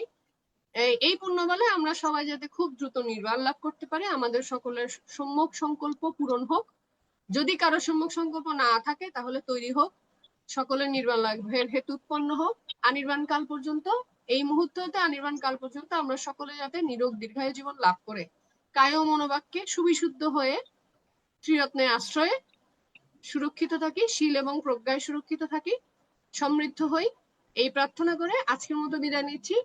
তথাগত অরহত সমক থেকে আবারও বন্দনা, ধর্ম ও সংঘকে বন্দনা, পূজনীয় ভারতের ষষ্ঠ সংঘরাজ ভান থেকে বন্দনা নিবেদন করছি এবং আমাদের ITSS পেজের উপদেষ্টা ভান থেকে বন্দনা নিবেদন করছি। আপনাদের সবাইকে জানাই নমস্কার, প্রণাম। সাধু সাধু সাধু। পুণ্য উৎসর্গের মূল উদ্দেশ্য সম্মানিত আলোচক মহাদয়া বলেছেন। তো আমরা এখন সরাসরি প্রশ্ন উত্তরে চলে যাব। এখন অভিমত ব্যক্ত করছেন দিল্লি থেকে শ্রদ্ধেয় গোপা বড়ুয়া মহোদয়া দিদি। নমস্কার। সর্বপ্রথম আমি মহাকারণী তথাগত সম্যক সম্বন্ধকে নতশিরে বন্দনা জানাই এবং বন্দনা জানাই আমাদের আশীর্বাদ বড় ভান্তে ভারতীয় ষষ্ঠ সংঘরাজ ভান থেকে, এছাড়া জুমের সঞ্চালক ভান্তে এবং আরো যত ভান্তে জন আছেন সবাইকে আমি বন্দনা জানাচ্ছি এবং আমাদের মিত্র সবাইকে আমি শুভেচ্ছা জানাচ্ছি। আর বিশেষ করে মৌমিতাকে অনেক অনেক আশীর্বাদ। সে আজকে তো এমনি তো ভালোই বলে, কিন্তু আজ খুব সুন্দর এবং সরল ভাষায় সরল ভাবে ব্যাপারটাকে বুঝিয়েছে, যেমন কায় মনো বাক্য দ্বারা পাপ পুণ্য করা, আর পাপ করলে স্বর্গে কেউই যেতে পারে না, নরকেই যেতে হবে। এইভাবে আবার মন দ্বারা কায় দ্বারা মন দ্বারা মৈত্রী করুণা দ্বারা, তো এইভাবে এত সুন্দর ভাবে বুঝিয়েছে, মানে কি আলোচনা করেছে, তো সেটা খুবই ভালো লেগেছে। আর আজ আমার প্রশ্ন তো কিছু নেই এখানে, বাস এটাই বোঝা গেল যা সারমর্মটা, এটা হচ্ছে দুঃখ দ্বারা দুঃখ আর সুখ দ্বারা সুখ প্রাপ্ত হবেই হবে, তো এতে কোনো সন্দেহ নেই। প্রভেদটা শুধু বুঝতে হবে, আর সেটা ভালোভাবে বুঝিয়ে দিয়েছে সত্য মিথ্যা প্রভেদটা কি, সত্য বললে কি হবে, মিথ্যা বললে কি হবে, সত্য ভালো কাজ করলে কি হবে, খারাপ কাজ করলে কি হবে, তো সে অতি সুন্দরভাবে বুঝিয়েছে। তো তার জন্য মৌকে অনেক অনেক ধন্যবাদ এবং আশীর্বাদ জানাচ্ছি, তার দীর্ঘায়ু হোক এবং এইভাবে আলোচনাতে সে আরো অনেক অনেক আগে যাক, সবাইকে ধর্ম দেশনা করুক, এইভাবে আমি আশীর্বাদ করলাম, এছাড়া আর কিছু বলার নেই। নমস্কার। সাধু সাধু সাধু।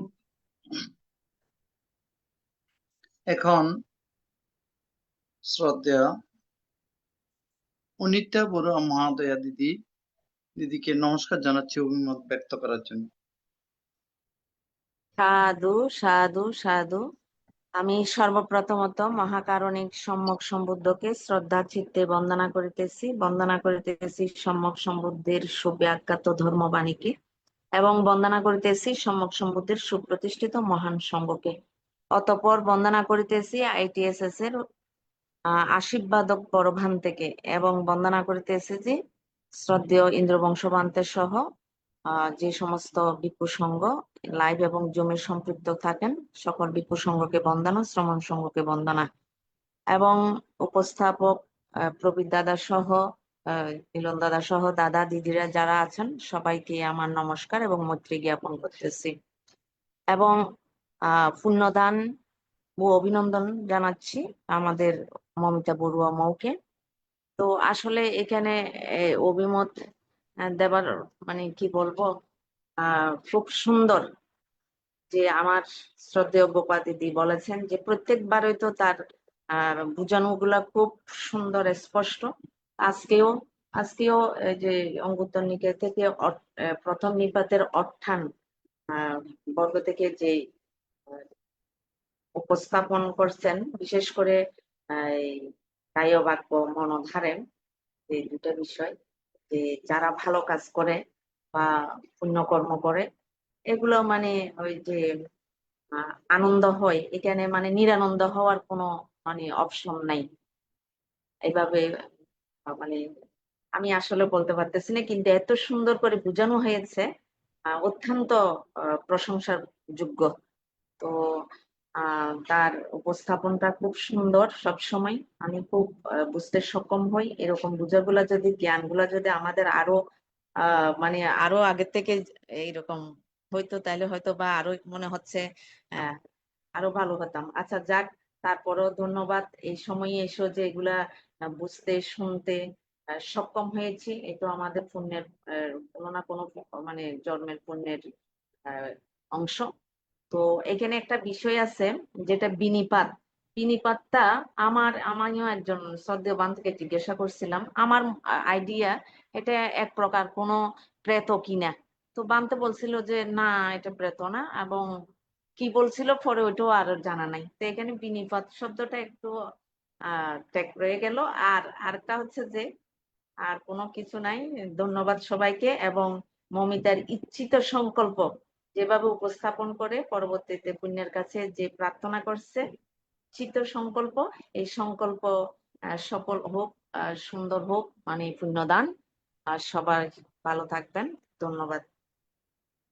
সাধু সাধু সাধু। সাধু সাধু সাধু, ধন্যবাদ দিদিকে। এখন অভিমত প্রকাশ করছেন সোহেল বড়ুয়া মহোদয়। সোহেল দাদা, বড়ুয়া মহোদয়। বিনিপাত অর্থটা একটু বলে দিই। হ্যাঁ, হ্যাঁ, বিনিপাত হচ্ছে, বিনিপাতে অনেক রকম অর্থ। একে তো বিনিপাত পতন, অপমান, মৃত্যু, ক্লেশ, দুঃখ, ধ্বংস, উচ্ছেদ, বিনাশ। আর এমনি সরাসরি যদি বলেন, অপায়স্থানকে বিনিপাত বলে, মানে দুর্গতি ভূমি। যে শ্রোতাপন্ন সে হচ্ছে অবিনিপাতিক, অবিনিপাত। মানে অবিনিপাত বলতে যে আমরা জানি যারা শ্রোতাপন্ন তাদের হচ্ছে চার অপায়ে গমন হয় না। তো পুরো চার অপায়কেই হচ্ছে বিনিপাত বলা হচ্ছে এখানে। দুর্গতি ভূমি বা স্থান, অপায় স্থান, অপায় বিনিপাত। হ্যাঁ, বিনিপাত বলতে ওই চারটা জায়গাকে মানে আপনার নিম্ন গতিকে বুঝাচ্ছে। নিম্ন চারটা স্থানই, সেটা তির্যক, সেটা নরক, অসুর, প্রেত, চারটাতেই আপনার বিনিপাত বলা হচ্ছে এখানে। ঠিক আছে, ধন্যবাদ। সাধু। বিনিপাতিক নরক যন্ত্রণাভোগী, মৃত্যুর পর দেহত্যাগ শাস্তি ভোগের অধীন যে ব্যক্তি দুঃখপূর্ণ স্থানে উৎপন্ন হইয়া দুঃখ ভোগ করিতে থাকে। বিনিপাতিক ওই একই, চার অপায়ে গমন করবে, দুঃখপূর্ণ স্থানে উৎপন্ন হয়ে দুঃখ ভোগ করবে। সাধু সাধু সাধু। সম্মানিত শ্রোতা সোহেল বড়ুয়া দাদা, কিছু বলবেন? দুঃখিত, আমরা সংযোগ পাচ্ছি না। এখন সম্মানিত আলোচক মহোদয়া সংক্ষিপ্তভাবে আজকের আলোচনার সারসংক্ষেপ বলবেন। এই বলার পরেই আমাদের অনুষ্ঠানের সমাপ্তি করবে। নমস্কার। সাধু সাধু। আবারও তথাগত অরহৎ সম্মুখ সম্বুদ্ধকে বন্দনা, ধর্ম সম্মুখে বন্দনা। আপনাদের সবাইকে আবারও স্বাগতম জানাই। আমরা আজকে অনেক কিছু জানলাম, কিন্তু অনেক ছোট, অনেক অল্প, কিন্তু অনেক গুরুত্বপূর্ণ। কারণ গুরুত্বপূর্ণ অনেক ছোট কি হিসাবে, যে আমরা সবসময় বলি কায়া মনোবাক্যে সুবিশুদ্ধ হওয়ার কথা, বা কায়া মনোবাক্যে কুশলকর্মী হওয়া, অকুশলকর্মী হওয়া। যতটা সহজ বলা বা ভাবা বোঝা, অতটা করাটা সহজ না, কারণ দিন শেষে ঘুরে ফিরে এই কায়মনোবাক্যের মধ্যে সবকিছু পড়ছে। আমি ভালো মানুষ কিনা, আমি ভালো কাজ করি কিনা, পুরোটাই হচ্ছে যে আমার মস্তিষ্ক, আমার মন মৈত্রী ধারণ করে কিনা, করুণা মুদিতা ধারণ করে কিনা, এটার উপর নির্ভর করে। আমার মন যদি আদৌ মৈত্রী করুণা মুদিতা উপেক্ষা ধারণ করে, তাহলে আমার পক্ষে কুশল কর্ম করাই সম্ভব, অকুশল কর্ম করা অসম্ভব। আমি যদি মৈত্রী করুণা মুদিতা উপেক্ষা ধারণ করতে পারি, চার ব্রহ্মবিহারে অবস্থান করি, তাহলে কায়মনোবাক্যে আমার দ্বারা অকুশল কর্ম করা সম্ভব না। আমি এখানে সম্ভব অসম্ভবের বিষয়টা আনছি, যেহেতু আজকে আমরা এই বর্গটা পড়েছি। কিন্তু আমি যদি সঠিকভাবে মৈত্রী ধারণ করতে না পারি, তাহলে আমার মধ্যে লোভ দেশ মোহ থাকবে, এটাই স্বাভাবিক, এটাই ধর্মতা। যেহেতু আমি মৈত্রী ধারণ করিনি, কারণ আমি তো যেহেতু মার্গলাভী না, অবশ্যই আমার মধ্যে লোভ দেশ মোহ আছে, অবশ্যই অজ্ঞানতা আছে, অবিদ্যা আছে, তৃষ্ণা আছে, অবিদ্যা আছে। এটা কম আর বেশি, এটার মধ্যে বিষয়টা এরকম যে খারাপ মানুষের নিয়ন্ত্রণ থাকে না, ভালো মানুষের নিয়ন্ত্রণ থাকে বা নিয়ন্ত্রণ করার চেষ্টা করে, তাকেই ভালো মানুষ বলা হচ্ছে, যে চেষ্টা করে। এখন খারাপ ভালো বলছি ইন এ সেন্স যে কুশল কর্মী অকুশল কর্মী। হ্যাঁ, এখন বিষয়টা হচ্ছে পার্থক্যটা কোথায়? লোভ দেশ মোহ ভালো মানুষেরও উৎপন্ন হয়, খারাপ মানুষেরও উৎপন্ন হয়।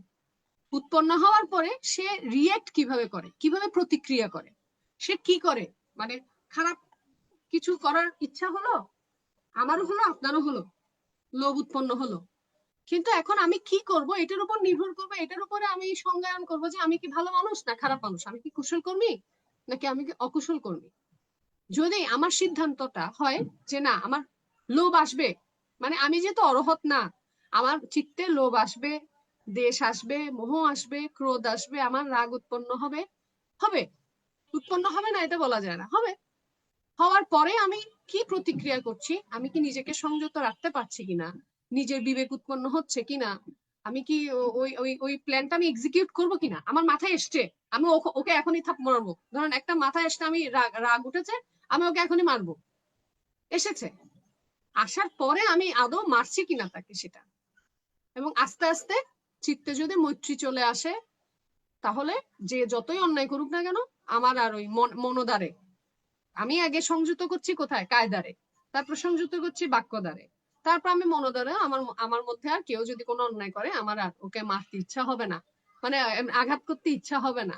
আর দূর, এরকম ওরা করে, অজ্ঞানী মানুষ এরকম অনেক কিছুই করে, এটা নিয়ে রিয়েক্ট করার কি আছে। হ্যাঁ, বোকা মানুষ, অজ্ঞানী মানুষ, মূর্খ মানুষ, যারা এই সংসারের মধ্যে এগুলো নিয়ে পড়ে আছে, সাংসারিক ঝামেলা নিয়ে পড়ে আছে, ওরা এরকমই, ওদের চিন্তা এর বাইরে যেতে পারে না। এইভাবে যখন সে চিন্তা করে, ওর আর মারতেও, মানে মারার কথা ওর মাথায় আসেই না, ও আরো চিন্তা করে যে মানে ও না জানি ও কত দুঃখের মধ্যে আছে, ও কত দুঃখে যাবে, কারণ ও ক্ষমা ক্ষমা জিনিসটা চলে আসে, ক্ষমা চলে আসে, কারণ সে বুঝতে পারছে যে ও যা করছে সেটা অন্যায়, কিন্তু সেটা সে অজ্ঞানতা বশত করছে। তা আমরা যখন বুঝি যে চোর চুরি করছে, সে লোভে পড়ে করছে, অজ্ঞানতা বশত করছে, তখন কিন্তু আমার মধ্যে ওই ওই ক্রোধটা থাকে না, অধিকার বোধ, ক্রোধ, ও কেন খারাপ হলো, ও কেন খারাপ কাজ করলো, ওকে শাস্তি দিতেই হবে, ও সেটার যোগ্য, এই ধরনের চিন্তা ভাবনা আর থাকে না। তখন আমরা চিন্তা করি যে মনে হয় সে ভালো পরিবেশ পায়নি, ভালো শিক্ষা পায়নি, উপযুক্ত যা যা দরকার ছিল সেগুলো পায়নি বিধায় সে জ্ঞানী মানুষ পায়নি, শিক্ষা পায়নি, পরিবেশ পায়নি, কোনো কিছু না পাওয়ার কারণে সে এরকম খারাপ হয়েছে, সে এরকম অজ্ঞানী হয়েছে, জ্ঞানের দেখা না পাওয়ার কারণে সে অজ্ঞানী হয়েছে, তাকে ক্ষমা করা সহজ হয়ে যায়। তো প্রতিক্রিয়া আর হয় না, ওই জিনিসটা ক্রোধ বলেন বা যে কোনো কিছু বলেন, যে ও কিছু একটা করেছে তার বিনিময়ে আমি তাকে উত্তর দিব, সেটা আর আসে না, কারণ আমি বুঝতে পারি ও এই কারণে করছে। যেমন আপনি মনে করেন যে আমি একজন শিক্ষক, মনে করেন, তা আমার একজন স্টুডেন্ট একটু বেয়াদবি করলো বা একটা ভুল অঙ্ক করলো, তা আমি দেখেই বুঝলাম কমন যে এই অঙ্কটা এভাবে ভুল হয়েছে কেন, কারণ এই অঙ্কটা সে এইভাবে করেছে, আমি একদম চোখ বন্ধ করে বলে, যেহেতু সে শিক্ষক, আমি যদি শিক্ষক হই, তা আমি তো চোখ বন্ধ করে বলে দিতে পারবো যে এই যে আমার যে স্টুডেন্ট, ও আসলে ভুল ভাবে, আমি জানতাম ও এই ধরনের ভুল করবে, এইটাই স্বাভাবিক, এটাই ধর্মতা। এই ধরনের, এই বয়সে এই ধরনের স্টুডেন্ট যে অমনোযোগী, সে ভালো মতো এটাকে পরিশ্রম করেনি, প্র্যাকটিস করেনি, আমার কাছে জমা দেওয়ার জন্য দুমদাম করে একটা করে নিয়ে এসছে। ও যে এই ধরনের ভুল করবে আমি জানতাম। মোস্ট কমনলি আমার সব বেশিরভাগ স্টুডেন্ট এই ধরনের ভুলই করে। শিক্ষক বলতে পারে, শিক্ষক কিন্তু আগে থেকে বলতে পারে, বাবা মা আগে থেকে বলতে পারে তার সন্তান কি কি ভুল করতে পারে, কি কি করবে, ধর্মতা জানে। ঠিক তেমন আমি যদি জ্ঞানী হই, আমি যদি মৈত্রী করুণা মুদিত অপেক্ষা ধারণ করি, আমিও কিন্তু জানবো যে আমার আশেপাশের মানুষগুলো এই ধরনের ভুল করবে, এই ধরনের এই ধরনের পাপ করবে, এই ধরনের অকুশল করবে, ওর দ্বারা এটা সম্ভব, ওর এটা ধর্মতা, এটা স্বাভাবিক। তখন আর ওই রিয়েকশনটা হবে না, ওই রিয়েক্টটা হবে না যেটা আমরা নর্মালি করি। আমরা রিয়েক্ট করি এই কারণে, কারণ আমি ওর কাছে এটা আশা করি, আমরা বুঝি না সেজন্য। তখন আর স্থির মানে কি বলে, মানে চিত্ত অস্থির হয় না ওই কারণে। কারণ বুঝে গেলে, যে কোনো জিনিস বুঝে গেলে আপনার মধ্যে আর উত্তেজনা কাজ করে না। অঙ্ক আপনি একবার বুঝে গেলে এটার জন্য আপনার দুশ্চিন্তাও হবে না, এটা নিয়ে আপনার উত্তেজনা কাজ করবে না। তা আমাদের উদ্দেশ্য হচ্ছে উত্তেজনাটাকে কমানো। সুখের প্রতি উত্তেজনা, দুঃখের প্রতি উত্তেজনা, সুখের প্রতি আনন্দের উত্তেজনা, আর দুঃখের প্রতি অনুতাপের উত্তেজনা। অনুতাপ, শোক, হাহাকার, যেটাকে আমি বলছি উপেক্ষা, মানে যেটা মূলত আসলে উপেক্ষা। উপেক্ষা ধারণ করা মানে কি? সুখের প্রতিও এত বেশি মোহ, এত বেশি উত্তেজনা, মানে রিয়েক্ট না করা, দুঃখের প্রতিও সুখের পিছনে না দৌড়ানো, আবার দুঃখের পিছনে, দুঃখের ভয়ে অথবা দুঃখের জন্য বেশি আনা করা। আমরা পৃথিবীতে দুটো কাজই করছি, এক হচ্ছে সুখের পিছনে দৌড়াচ্ছি, আর এক হচ্ছে কি দুঃখ থেকে পালিয়ে বেড়ানোর চেষ্টা করছি। দুটোই দুটোই আমি স্বীকারই করছি না দুঃখকে, আমি দুঃখ থেকে পালিয়ে বেড়াচ্ছি। আমি বলছি যে দুঃখ নাই, দুঃখ হবে না, আমি দুঃখ পেতে চাই না, আমি দুঃখ পাবো না, আমি কখনোই দুঃখ পাবো না, আমি দুঃখ মানবো না, দুঃখ নেই। তো আমরা দুঃখকে অস্বীকার করছি, আর এদিকে আমরা সবসময় মনে করছি যে আমার সুখ দরকার, আমি সুখ পাবো, আমার সুখ চাই, সুখ পেলেই আমি আমার মানে আমার কি বলে আমার আমি শান্ত হব, আমি সুখ পেলেই আমি খুশি, সুখ পেলেই আমি সন্তুষ্ট। কিন্তু এই সুখও শেষ হচ্ছে না, সন্তুষ্টি আসছে না, সুখের সংজ্ঞাও শেষ হচ্ছে না, চাহিদাও শেষ হচ্ছে না। তো আমরা এই দুটো কাজই করি, এদিকে সুখ চাই, এদিকে দুঃখ চাই না। কিন্তু আমাদের আনির্বাণ কাল পর্যন্ত সুখ সুখী থাকবে, দুঃখ থাকবে, সুখও থাকবে। ওইটাকে দেখার দৃষ্টিভঙ্গি বদলাতে হবে। একজন অরহতেরও কিন্তু শারীরিক দুঃখ আছে, যেটা অরহত হলে যেটা পরিবর্তন হয় সেটা হচ্ছে মানসিক বিষয়টা পরিবর্তন হয়, ওইটা দেখার দৃষ্টিভঙ্গি পরিবর্তন হয়। জ্ঞানের কারণে তার সেই মোকাবেলা করার সিস্টেমটা চেঞ্জ হয়, আর কিছুই না। এটা হচ্ছে পার্থক্য, একজন অরহত, একজন জ্ঞানী, একজন নির্বাণলাভী, আর একজন আমরা আমরা আমাদের সাধারণের মধ্যে পার্থক্য এটা, আন্ডারস্ট্যান্ডিং এর পার্থক্য, বোঝাপড়া, দৃষ্টিভঙ্গি, সম্মুখ দৃষ্টি, মিথ্যা দৃষ্টি। আমরা সবাই মিথ্যা দৃষ্টি সম্পন্ন। আমরা মনে করি মিথ্যা দৃষ্টি মানে হচ্ছে যে যারা শিলব্রত পরামর্শ, যাদের মধ্যে সৎকায় দৃষ্টি বিচিকিৎসা আছে, ওরাই হয়তো মিথ্যা দৃষ্টি। মিথ্যা দৃষ্টি আমরা সবাই, মিথ্যা দৃষ্টি সম্পন্ন আমরা সবাই। শুধুমাত্র তখনই সম্মুখ দৃষ্টি সম্পন্ন হবো যখন আমরা অরহত হব। যখন আমরা অরহত হতে পারবো সেটা হচ্ছে যে সম্মুখ দৃষ্টি সম্পন্ন, পারফেক্টলি, পুরোপুরি। আর বাকি আমরা চেষ্টা করছি, এখনো সম্মুখ দৃষ্টি ধারণ করার চেষ্টা করছি। আমি বিশ্বাস করি যত বেশি সত্যকে ধারণ করা হবে তত বেশি সম্মুখ দৃষ্টি উৎপন্ন হবে, মানে তৈরি হবে, উৎপন্ন হবে। যে একটা একটা একটা একটা একটা একটা কারণ আপনি সত্যকে ধারণ করলে আপনি সত্য একসেপ্ট করতে পারবেন, আপনি তখন স্বীকার করতে পারবেন যে না, দুঃখ আছে, এটা সত্য, আমি সত্যকে মানি। তো এই জন্য বাক্য দ্বারা যেটা আমরা বলছি যে মিথ্যা বৃথা কটুভেদ বাদ দেওয়া খুবই জরুরি। প্র্যাকটিক্যালি আমি এটা বলতে পারি, আপনি যদি সত্যি কথা বলেন, আপনি যদি মুসাওয়াদা বাদ দেন, আপনি অনেক কিছু আপনি বুঝবেন, জানবেন, আপনার দৃষ্টিভঙ্গি বদলে যাবে। আমার মনে হয় সম্মুখ দৃষ্টি এখান থেকে উৎপন্ন হয়। হ্যাঁ, আপনি তখন আপনার সামনের ব্যক্তিটা যে মিথ্যা বলছে, আমি বিশ্বাস করি যে সত্য বলে সে আরেকজনের সত্য মিথ্যা ধরতে পারে, সে সামনের মানুষটা মিথ্যা বলছে না সত্য বলছে বুঝতে পারে, তার মধ্যে সেই সেন্সটা কাজ করে, কারণ সে নিজে সত্য বলে, সে নিজে মিথ্যা বলে না। যার কারণে মিথ্যাবাদীকেও চিনতে পারে, কেউ কথা বললে কে ঝগড়া লাগিয়ে দিচ্ছে, কে মানে বিপদ তৈরি করার চেষ্টা করছে, অমঙ্গল চাচ্ছে, এমনি বুঝতে পারে, কথাবার্তার টোনে বুঝতে পারে, ওর ইন্টেনশন বুঝতে পারে। এগুলো হচ্ছে সেন্স তৈরি করে, সিক্স সেন্স। সেন্স কিভাবে তৈরি করবে? আমি নিজে সত্য বলবো, তাহলে আমি সত্যকে ধারণ করতে পারবো, তাহলে আমি সত্য চিনতে পারবো। সত্যকে চেনার জন্য সত্যকে আগে ধারণ করতে হয়। তো আমাদের ধর্ম হচ্ছে পুরোটাই সত্য ধর্ম, সত্য। সত্য ধর্মকে জানতে হলে আগে পঞ্চশীলের মধ্যে একটা, এটা খুব ভালো মতো আগে ধারণ করতে হবে। 5টাই ধারণ করতে হয়, সম্যক দৃষ্টি বলতে আমি সত্য দৃষ্টিই মনে করি। এটাকে ধারণ করতে গেলে আমি মনে করি যে মিথ্যা বৃথা কটুভেদ আগে বাদ দেওয়া দরকার। তো আবার আমি যে ওইভাবে দেখি, সূক্ষ্মভাবে দেখার চেষ্টা করি যে বৃথা, বৃথা যেমন বাক্য হয়, বৃথা তেমন কর্ম হয়, বৃথা তেমন চোখ দিয়ে দেখাও হয়। অর্থাৎ আমি আমার 5টা ইন্দ্রিয় দিয়ে কিন্তু বৃথা কাজ করি, শুধুমাত্র যে মুখ দিয়ে করি তা না। বৃথা জিনিস দেখি, বৃথা বিষয় শুনি, বৃথা কথা বলি, অথবা বৃথা অনেক কিছু আছে যে আমরা পরিমাণের বাইরে খাই, যেটাকে বলা যায় মাত্রা জ্ঞানহীন ভাবে খাওয়া। তো সেটাও তো বৃথা। হ্যাঁ, প্রয়োজন হচ্ছে যতটুকু তার চেয়ে বেশি খাচ্ছি কেন? লোভের কারণে, জিব্বার স্বাদ আহরণের কারণে। হ্যাঁ, তো এই যে বৃথা যে শুধুমাত্র বাক্যে হয় তা তো না। বৃথা আমি আমার 24 ঘন্টার মধ্যে প্রত্যেকটা মুহূর্তে বৃথা আছে। আমরা অজ্ঞানীদের আমাদের সবকিছুতে বৃথা আছে। বৃথাটাকে বাদ দিয়ে দিলে আমরা অনেক অনেক বেশি এগিয়ে যেতে পারবো, আমি মনে করি। এটা বৃথাকে যদি বাদ দেওয়া যায় তাহলে এগিয়ে যাওয়া সম্ভব প্রত্যেকটা মুহূর্তে। কারণ মনুষ্য জীবন দুর্লভ, আমার আস্তে আস্তে আয়ু ফুরাচ্ছে, আমি মারা যাব। সুতরাং আমার প্রত্যেকটা মুহূর্তকে কাজে লাগাতে হবে। আমি যদি আর 1 ঘন্টাও বেশি বাঁচি, তাহলে সেই 1 ঘন্টাকে প্রতি মিনিট হিসেবে কাজে লাগানো উচিত। সেখান থেকে বৃথাটা বাদ দেওয়া উচিত। তো মিথ্যা বৃথা কটুভেদকে শুধু বাক্যে না, আপনি পুরো বিষয়টাকে আলাদা করে দেখতে পারেন। দেখলে, আমি আমার নিজের জীবনে দেখলে সেটাকে আরো বেশি উন্নত করা সম্ভব আমাদের। তো যে হোক, আজকে আর বলছি না। তা আজকের মতো এখানেই সমাপ্ত করার চেষ্টা করছি। আমরা আজকে জেনেছি কায় মনোবাক্যে কুশল কর্ম করার কথা। কুশল কর্ম করলে, উত্তম কাজ করলে, সুকর্ম করলে স্বর্গেই গমন হবে, আনন্দই উৎপন্ন হবে, প্রিয় হবে, মনোজ্ঞ হবে, এইটাই ধর্মতা।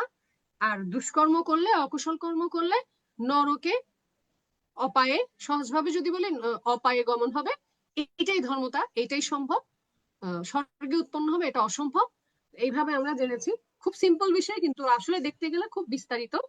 তা আবারও তথাগত অরহত সম্যক সমুদ্র ধর্ম ও সংঘকে বন্দনা জানিয়ে আমাদের সকলের সমানভাবে পুণ্যরাশি দান করে আমাদের সকলের মঙ্গল কামনায়, নির্বাণ লাভে, জ্ঞান অর্জনের জন্য, শীল এবং প্রজ্ঞা ধারণের জন্য প্রার্থনা করছি, পুণ্যদান করছি। আমরা সবাই যাতে সুস্থ থাকি, ভালো থাকি, জ্ঞান চর্চা করতে থাকি।